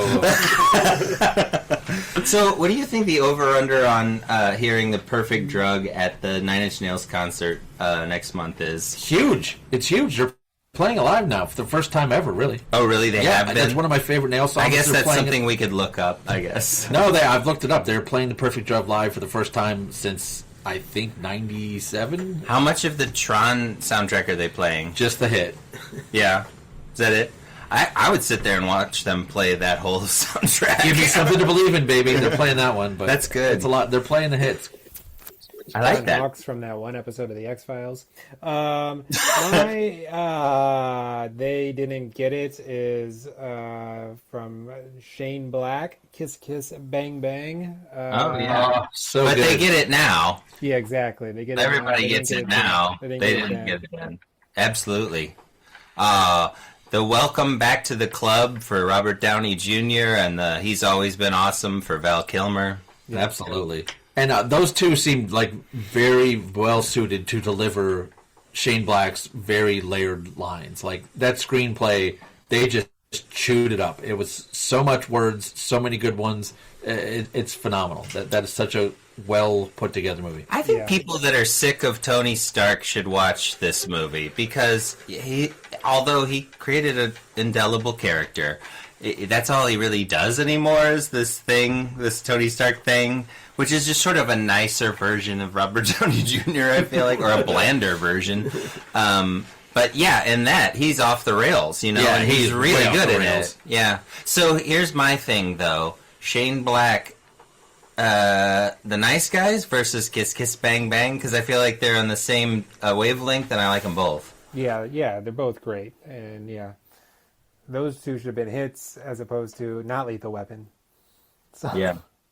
What about Lethal Weapon 2? Yeah. That had Patsy Kensit, though. Remember Patsy Kensit? Mrs. Liam Gallagher. I think of him as Mr. Patsy Kensit.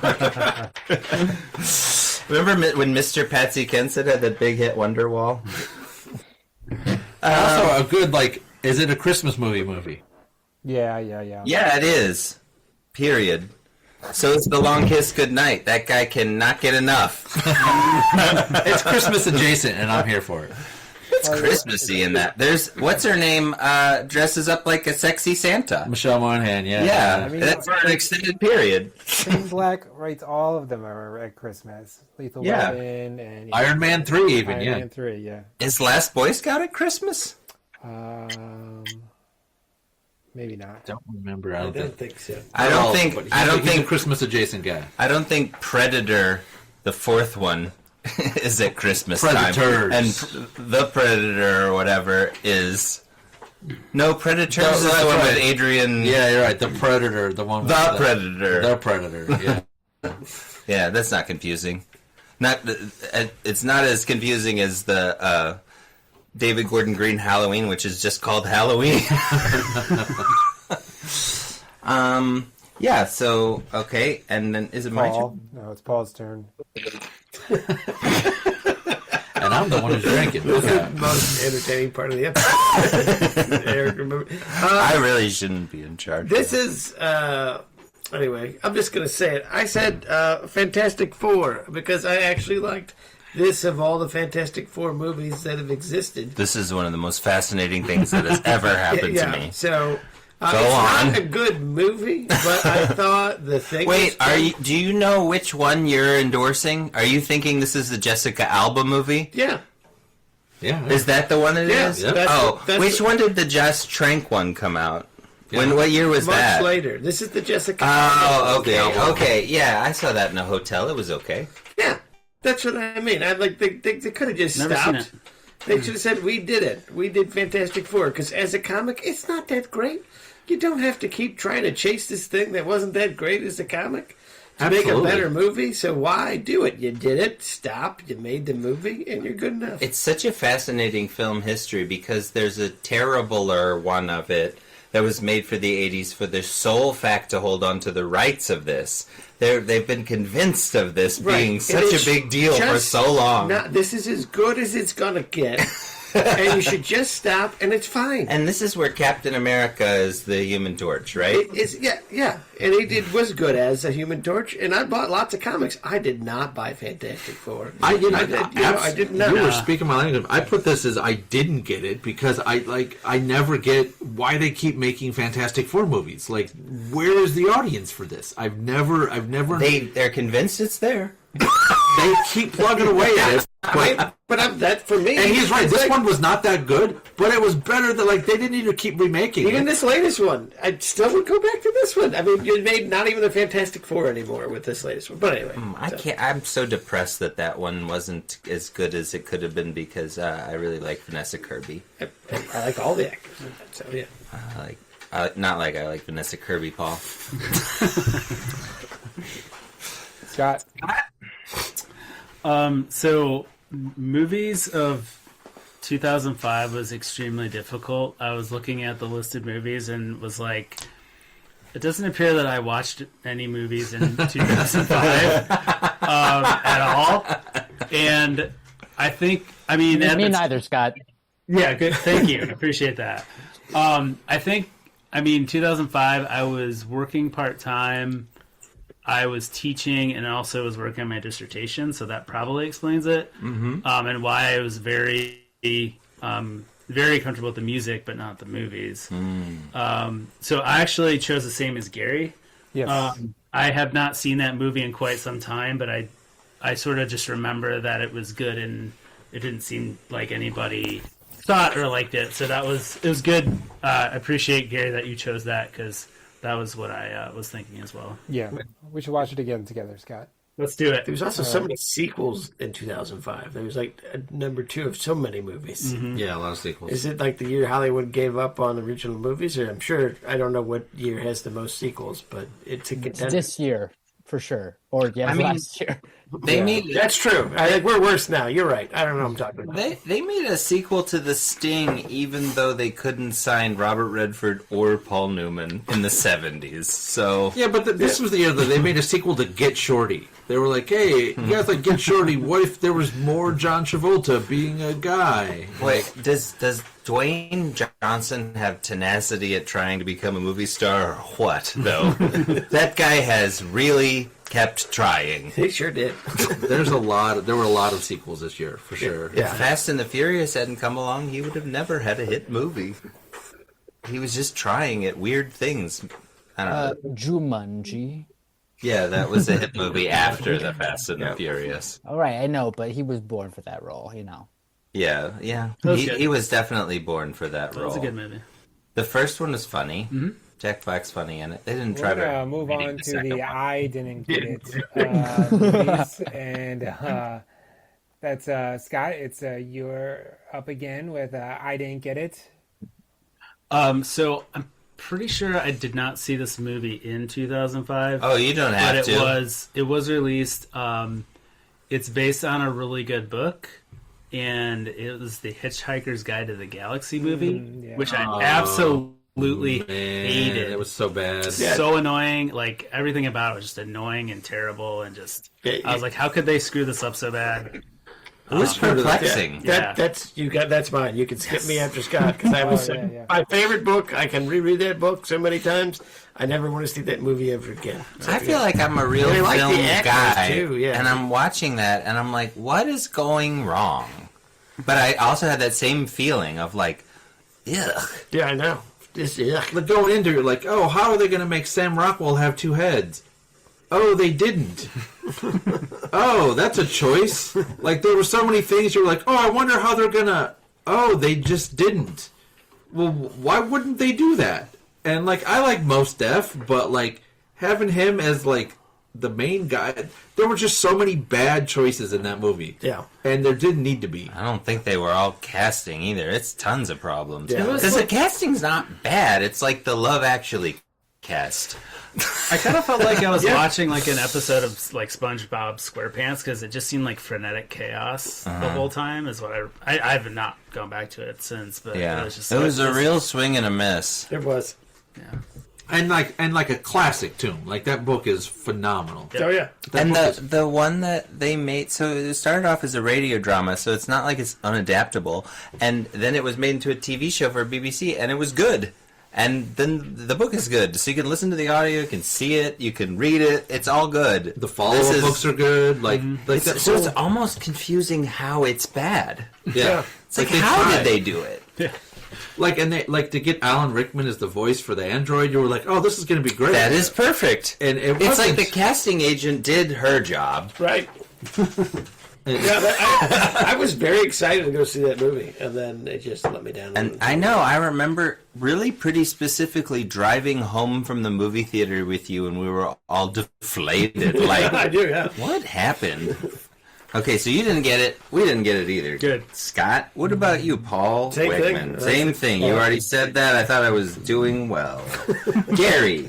Wedding Crashers is it's perfectly fine, but it was a huge hit. I guess that's what I didn't get. Like, why is this such a big hit? It's a fine movie. I mean, there's some laughs, but why is it the number 6 movie of all the year? It was Vince and Owen, man. Those guys were at the top of their. I mean, like right after Old School, that was like they were really, really hot at the time. I can tell you what it was like to see that in a theater that was crowded in this year. And it was really fun because the movie had a joke every like 3 to 6 or 7 minutes, and so and they pretty much all hit. And so basically, you're in a theater laughing for 2 hours straight, and there's a lot of Rachel McAdams. I don't know what's not to like. For the number 6 movie of the year, make all that money? I don't know. I mean, that is surprising looking back on it. Yeah. But I wish we had more big hit comedies. Yeah, that was a time and a place for sure. The aughts were big hit comedies. I guess it's not that I don't get the movie. I just think I don't get how it made as all that money. All right. Well, you should watch Rachel McAdams' Toast at the Wedding on YouTube and just see what you think about it. Okay. I've seen the movie. I've watched the movie. I mean, I get to go. Okay. I didn't get it. This is a Mike Nichols movie called Closer. Oh, yeah. And it has Natalie Portman. Oh, that movie's great. Julia Roberts. It's got Jude Law and Clive Owen. Owen, yeah. And couldn't be more pumped for this movie. I'm like, thank God Natalie Portman gets to do something other than the Star Wars prequels. I like all these other actors. Mike Nichols is a genius. And I was like, did not like it. Did not care for that movie. Did not... I didn't even know what I was supposed to take away, honestly. Yeah, that movie came out in December of 2004. And I purposely put this in the I didn't get it category because I know some people like it. I'm not saying it's bad. I'm saying I didn't get it. Closer. Don't watch it. It's nasty. And I don't mean like dirty. I mean like everyone in there is terrible to each other. They're mean. Yeah, it's a lot of meanness. A lot of terrible actions to each other. Yeah. The ending's like just mean. It does have some Damien Rice over the credits, though, so your mileage may vary, but I like that song. That means, that sound you hear means it's the captain's turn. It's the captain's turn, and I picked the Oscar for Best Film of the Year. Crash. Yeah. Oh yeah. What the hell was that? How did that win the Oscar for best? I'm not saying there were other films that were better, but that won the Oscar for best film. That movie's a mess. I mean, You don't get it.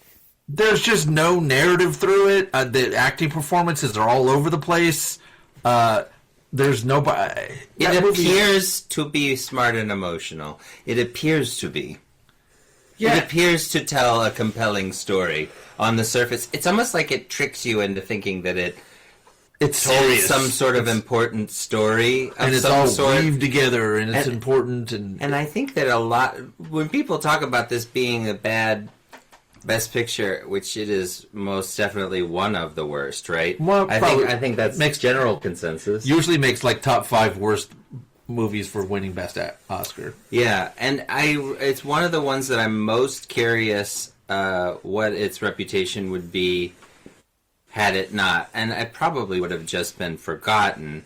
But there was a time where everybody was going to see this. It wasn't just the Oscar. It was a fairly popular movie for being what it's about, which is, one of these sort of slice of life movies where you see a bunch of people's different lives, and it sort of addresses topics without having anything to say about them. Exactly. It brings up things, but then it's like, what does that mean? And there's some pretty heinous shit in there, right? They're terrible. Isn't Tandy Newton sexually assaulted or something? There is, and then Matt Dillon is just like a terrible cop for I think he assaults her. He assaults her, and then he saves her later, and then it's supposed to be this big. Supposed to be, yeah. It's terrible. It's terrible, and I didn't think that when I saw it, though. I was like, I wasn't like, I hate this.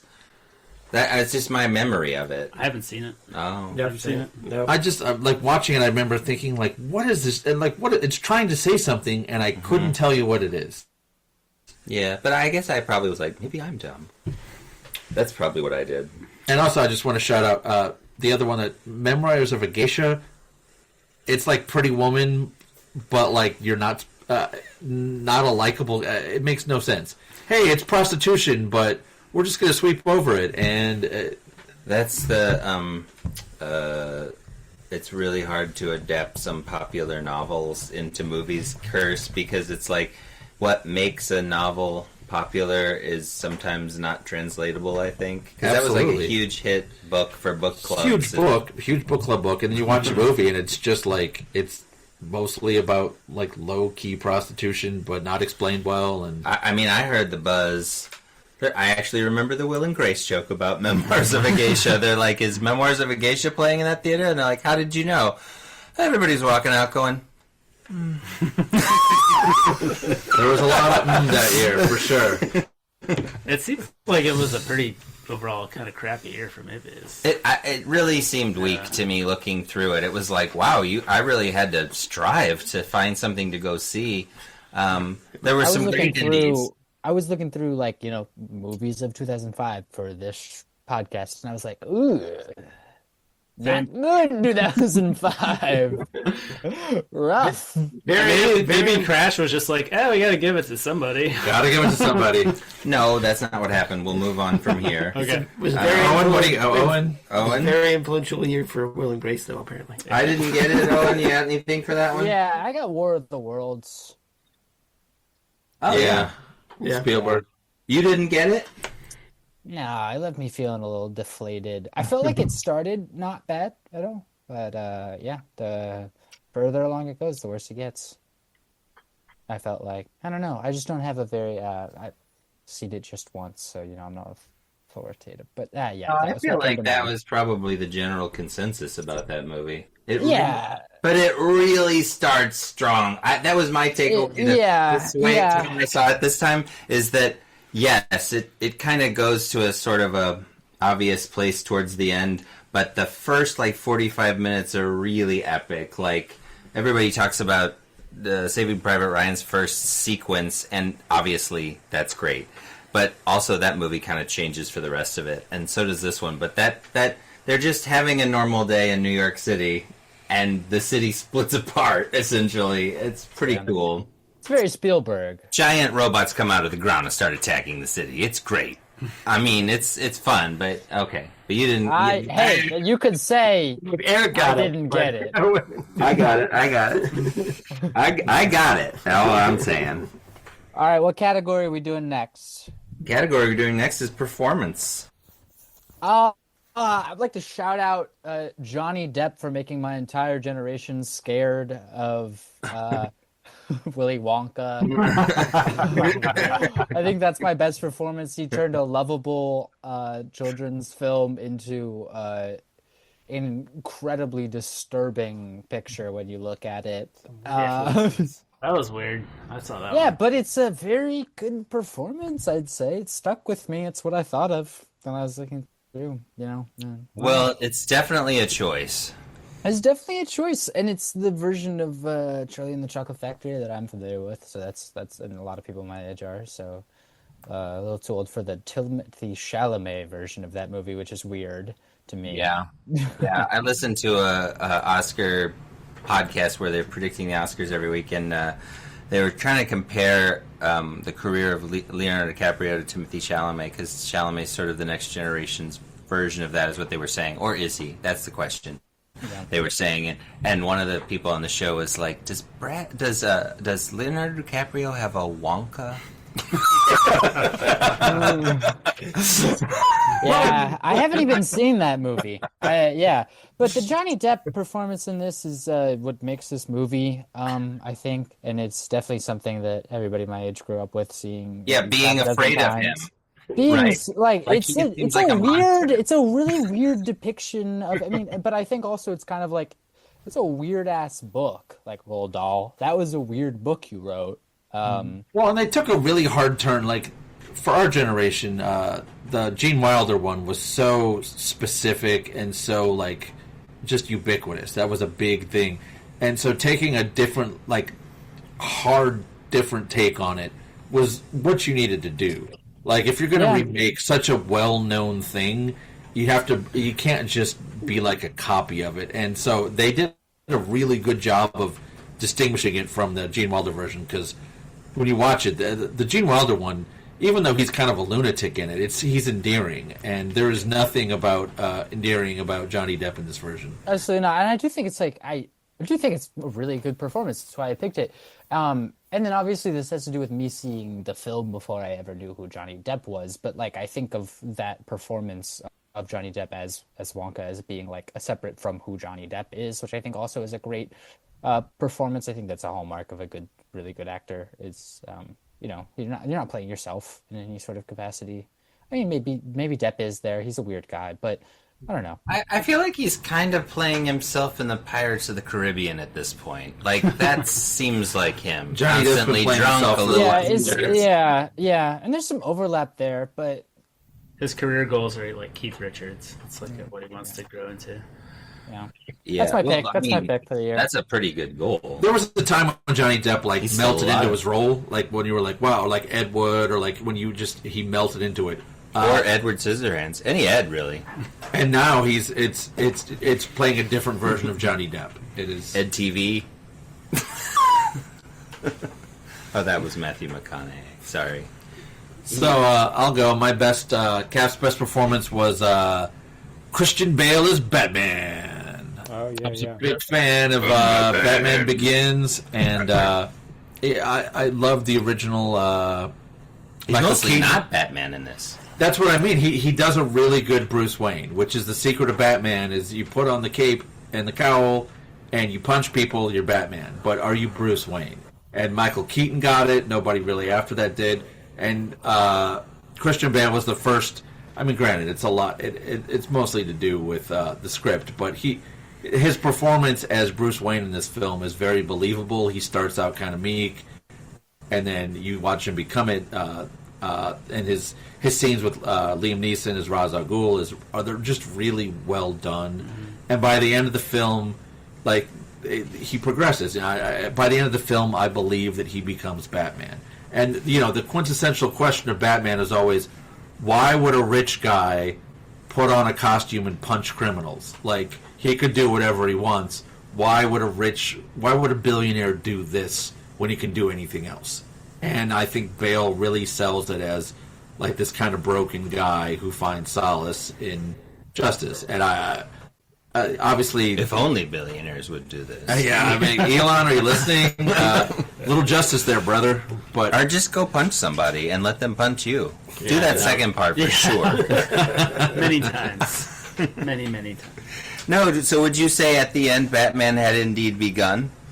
the dark was night. What is such a question? What did you think of the Joker card at the very end, Gary Oldman's Joker card? Typically, those kind of payoffs don't pay off, and that one did big time. What are you talking about? Best Oscars. Best supporting They actor. did throw in a little Joker at the end of the Batman, didn't they? Yeah, they Yeah, you did. Yeah. Yeah. There was a lot of good performances in that. Murphy is really good in that as Scarecrow. Like, Ra's al Ghul's really good.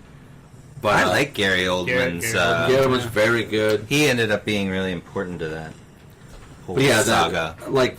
that reimagining and really grounding the superhero genre then when it had been kind of fantastical before that was such a big Fantastical Four. if you will.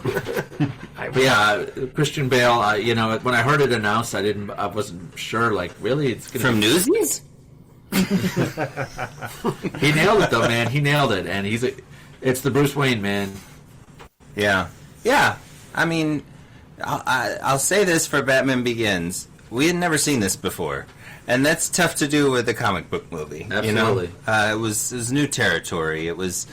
It was still a superhero origin story, but it was definitely trying to make it a little more complicated and a little more mature, And it definitely was deadly serious in a way that does not piss me off like the Zack Snyder deadly serious does. Yeah, exactly. My best performance of the year is I'm going to go with Viggo Mortensen from A History of Violence. That's my best performance of the year. I like David Cronenberg movies. There was this period where he did this and Eastern Promises back to back with Viggo. I think Viggo's better in Eastern Promises than he is in this, but he's just incredible in this, and it's such a different thing than I had ever seen him do before. Obviously, he will forever be our Aragorn, but what he's not really asked to do a whole hell of a lot in those movies, and in this he's got to do so many things. A guy pretending to be a guy, and then a guy trying to not be the guy that he used to be, and struggling with a lot. He doesn't really talk to anybody about it the whole goddamn movie, so you have to read his face. So that's really important. I thought that this movie is just a really interesting crime movie in the sense that it doesn't follow the same rhythms that usually crime movies do, like where it's a mystery or it's a caper or a whatever. It's more just a little bit about this guy and what he's done, and can he ever have a normal life? And I don't know. I like it. I like a lot of Cronenberg, and I like when he succeeds in doing something sort of more mainstream that gets some attention, so I like to hype that. David Cronenberg is the boss. He's the man. He's been making independent movies his whole freaking career. He still continues to do it, and then he sells them to studios to distribute. And sometimes they're huge like this in The Fly, so he's awesome.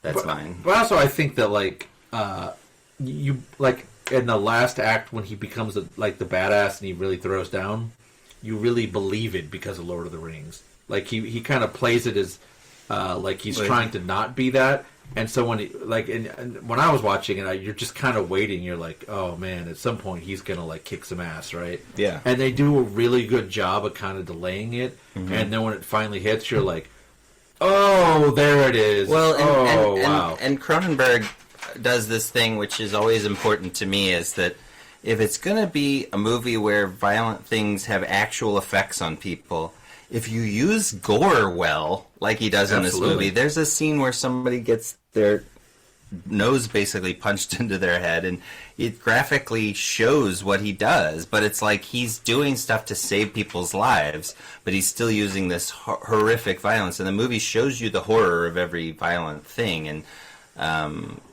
so anyway, I like that movie a lot. Too many comic book films. So History of Violence, based off a comic book. Yeah, Road to Perdition too. Yeah, exactly. Best performance by far was Ewan McGregor in Revenge of the Sith, because He pretended to give a shit for 2.5 hours. exactly. So George Lucas was able to take Natalie Portman, who is, a fairly competent actress, and make her a bad actress, and was unable to bring anything to Hayden Christensen, but He was able to take a bad actor and make him the laughing stock of an entire town. But Ewan McGregor was still able to give that performance against all odds, and it was still like, yeah, I still believe him as Obi-Wan Kenobi, and I enjoy him. So that movie was very confusing to me when it came out, because I felt like it was such a big improvement on 1 and 2. Mm-hmm. In that some of the emotional stuff felt like it was an actual emotion from a human being. Mm-hmm. Right. And you're right.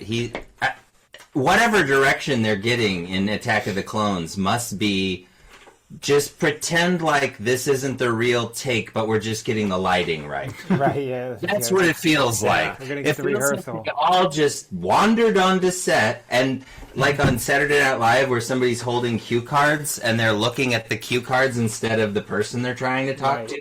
That's what Attack of the Clones feels like to me. The dial, when they're talking to each other. Otherwise, it's gorgeous. But also, I mean, for sure, to your point, like, Ewan shows kind of growth. Like, he really becomes Obi-Wan in this, like, what we think of as growing up longer and longer. But, I mean, as Gen Xers, like, Obi-Wan was such a sage when we were kids, and he kind of becomes that in this film. And he didn't have to, if he would have just phoned it in, like, a good chunk of the rest of the cast, then and just collected that paycheck. But he was trying to be something in that. He was trying to be Obi-Wan in that film, and like, not for nothing, man. That's a good thing. But like you said, Lucas did not make it easy. Yeah. So that's why he gets my vote. He just must have sucked the energy out of every room.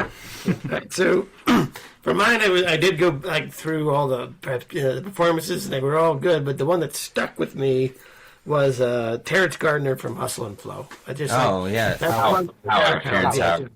it's kind of, a towering performance. Yeah, so of a pimp who's got it hard out here. Yeah, I mean, it's hard out here for it's not that part of it, but still, it was like it did stick with me. It's a memorable performance, and so yeah, it's great. It's a great performance. The movie is still confusing to me as it was at the time, but when I saw that in the theater, I went by myself because I had heard such good things and I couldn't fit it in any other time, and I was like, this is amazing.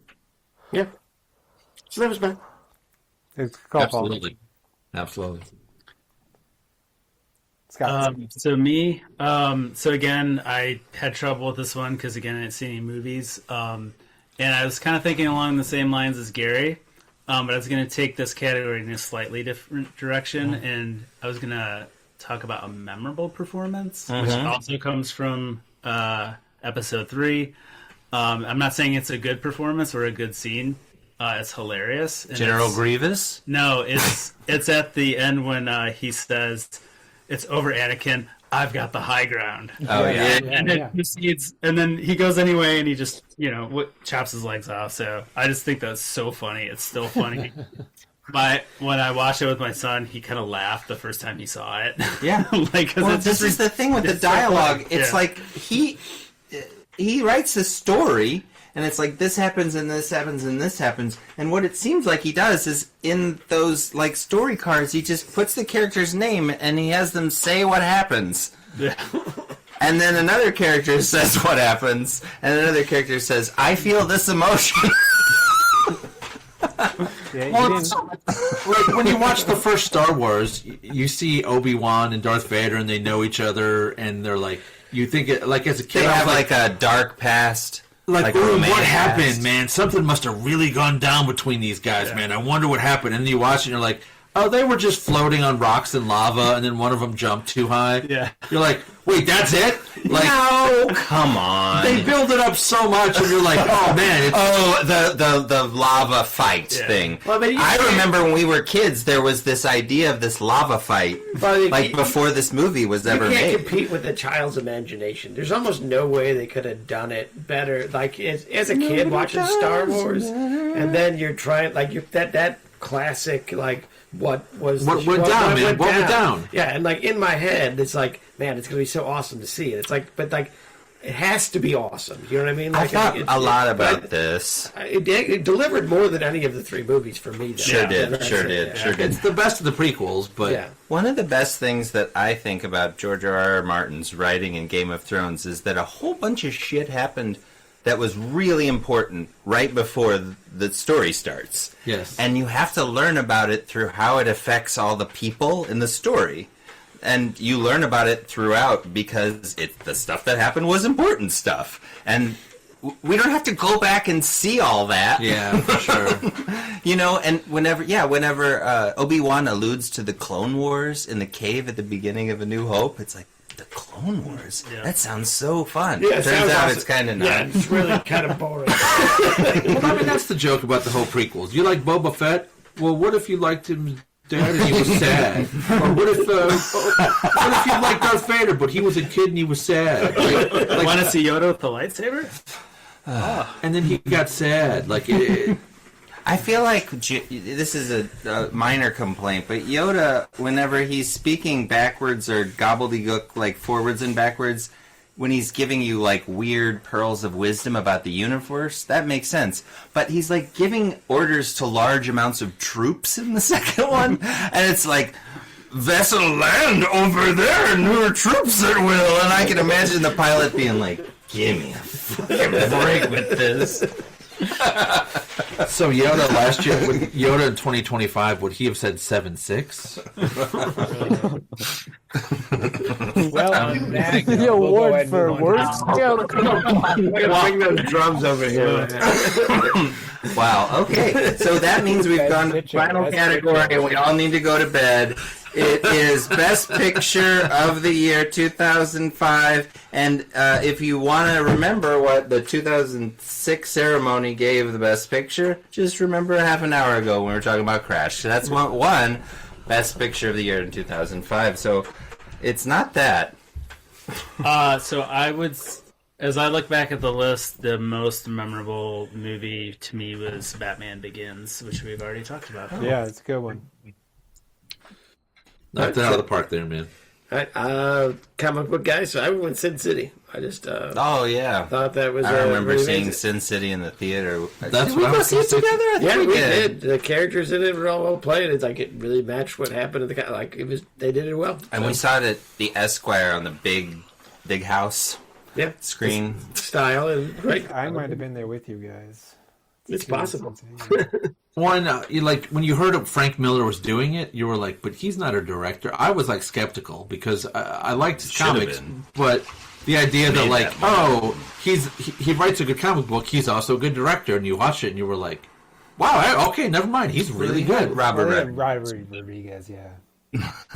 But I mean, it just together, I had low expectations, and it was really good. And much in the flip side, like you said with Hitchhiker's Guide to the Galaxy, I had high expectations, and I went, "Wow, this is trash." Mm-hmm. And Sin City, I was like, "How do you?" I mean, Sin City's so stylized in the comics, and I thought there's no way that translates to the screen, and they really did it. Well, what for me really worked was that the thing about like the George Lucas prequels, it's like it's all computer generated, but it's supposed to look as real as possible. Whereas in this, it's like we're gonna do stuff practically to make it look like a comic book, and then do some extra added on CG stuff. But it's like we're gonna lean into making a comic book, which Ang Lee tried to do a little bit in Hulk and succeed. No, like, but it succeeded in like the comics. The characters come off as badasses or scary, or like it just all delivers real well for me.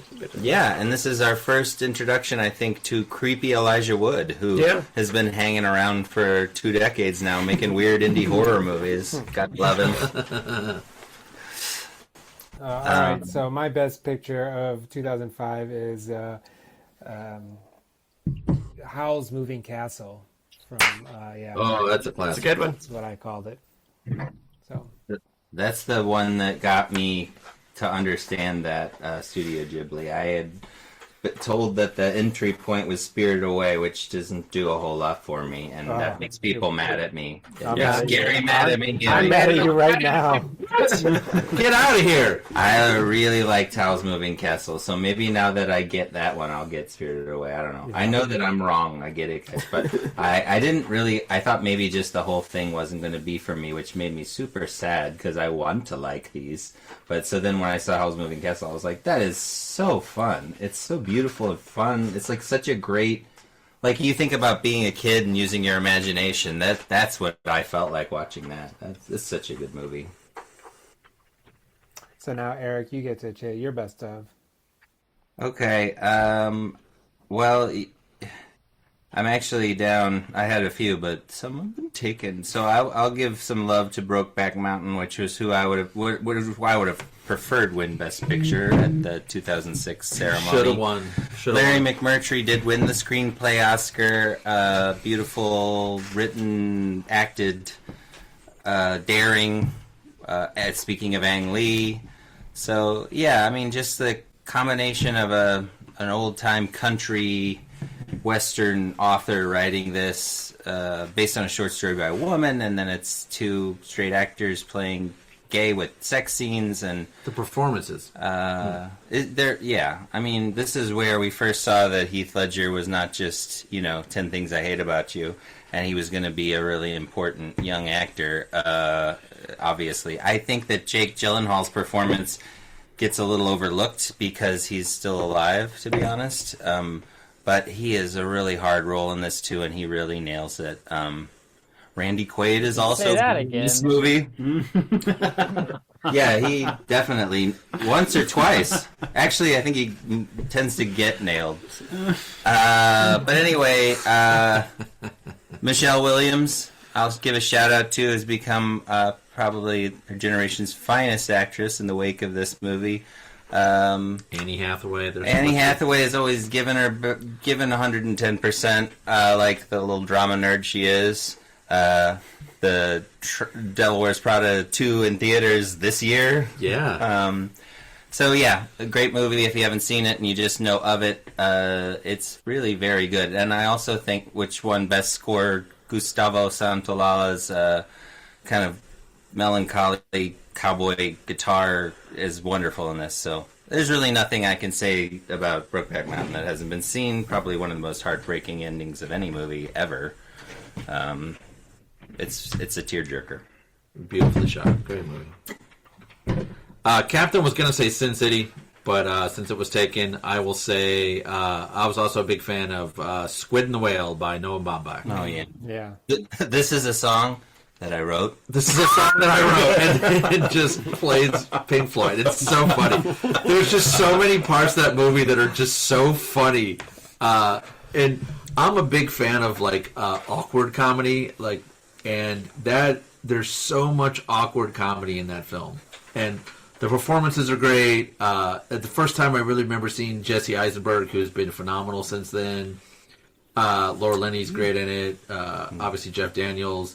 There's just so many, like, little small parts, like when he's trying to find the parking space, or there's so many small, very well observed things in that film that when I watch it, I still laugh. And it's Noah Baumbach is just such a good screenwriter, I mean, and when you think about, like, he wrote Barbie with Greta, and like just the small observed things that he does just make movies so delightful to me. And that was really, I mean, his long-term partnership with Wes Anderson's been great, but this was, to me, in my mind, when Noah really came into his own, starting here, was with Squid and the Whale. He took this, and he ran with it, and it's still, I've watched it recently, it still really holds up. It's just such a fun... It's short, too. It's like 80 minutes. Gary, you should love it, man. I mean, That's a good. Yeah, I like it. It's a good one.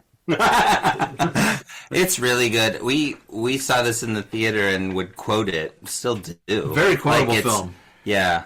Yeah, where it's like, it's Kafka-esque. And it's like, well, yeah, it's written by Kafka. Or the whole bit, the part that always killed me was the bit with Anna Paquin and the paper towel, where Jesse Eisenberg's like, "Oh no, you don't dry your hands with the paper towels. You use the rag." And she was like, she pushes back on that, and I'm gonna butcher the line. I don't remember, but just that whole shtick there was so well observed.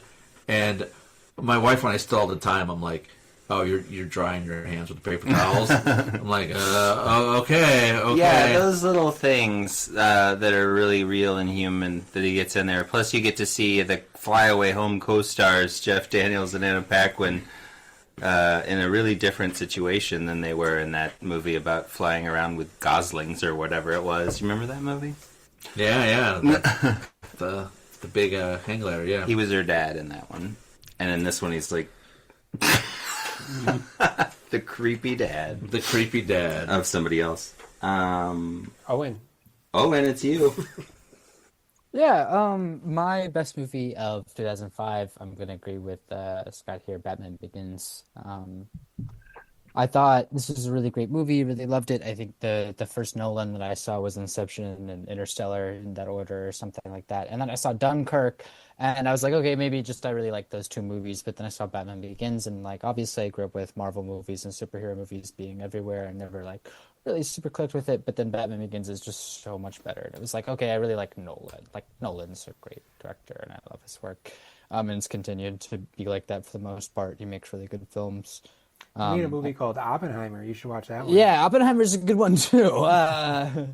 Yeah, no, big fan of all his work and the fact that he makes a superhero movie feel incredibly real and not fantastical, not feel childish in any sort of ways. It speaks to him as a good writer, and him and his brother as good writers, and him as a great director. And I think this was the first movie that we saw outside on the projector on our garage screen door, so you got the memory as well. Oh yeah, it was your birthday movie. Yeah, I think it was my birthday movie. I think this might have been like COVID times, or maybe it was just where it was COVID birthday, and I went and bought a projector so that we could watch a movie for your birthday and sit really far away from our thing friends. That's on screen right now. It's up there, hanging above you guys. But yeah, no, it's a great movie. I think it's great. Dark Knight is obviously better, but Batman Begins is a great movie. Yeah, and this year doesn't have a whole lot better than Batman Begins, so I'm gonna have to commit to that. And with some Christopher Nolan love, I was an indie movie dork, and so I really liked Memento, and then I really kind of appreciated his Insomnia with Robin Williams and Al Pacino that came out a couple years after that. So it was actually pretty surprising for Christopher Nolan to make this movie, which was about 100 times bigger than anything else he had ever made. So it was pretty impressive from that point of view, too. I mean, he hasn't looked back from those big movies. His movies are humongous. They are, yeah. Yeah, I was excited when I heard he was directing it, and then I'm glad he delivered on it. So sure did. All right, well, everybody, thanks for coming over and revisiting 2005. I think we were definitely the experts needed and wanted by all, and we'll have you back soon to revisit another week in the 90s. Back to the 90s. Bye. Bye.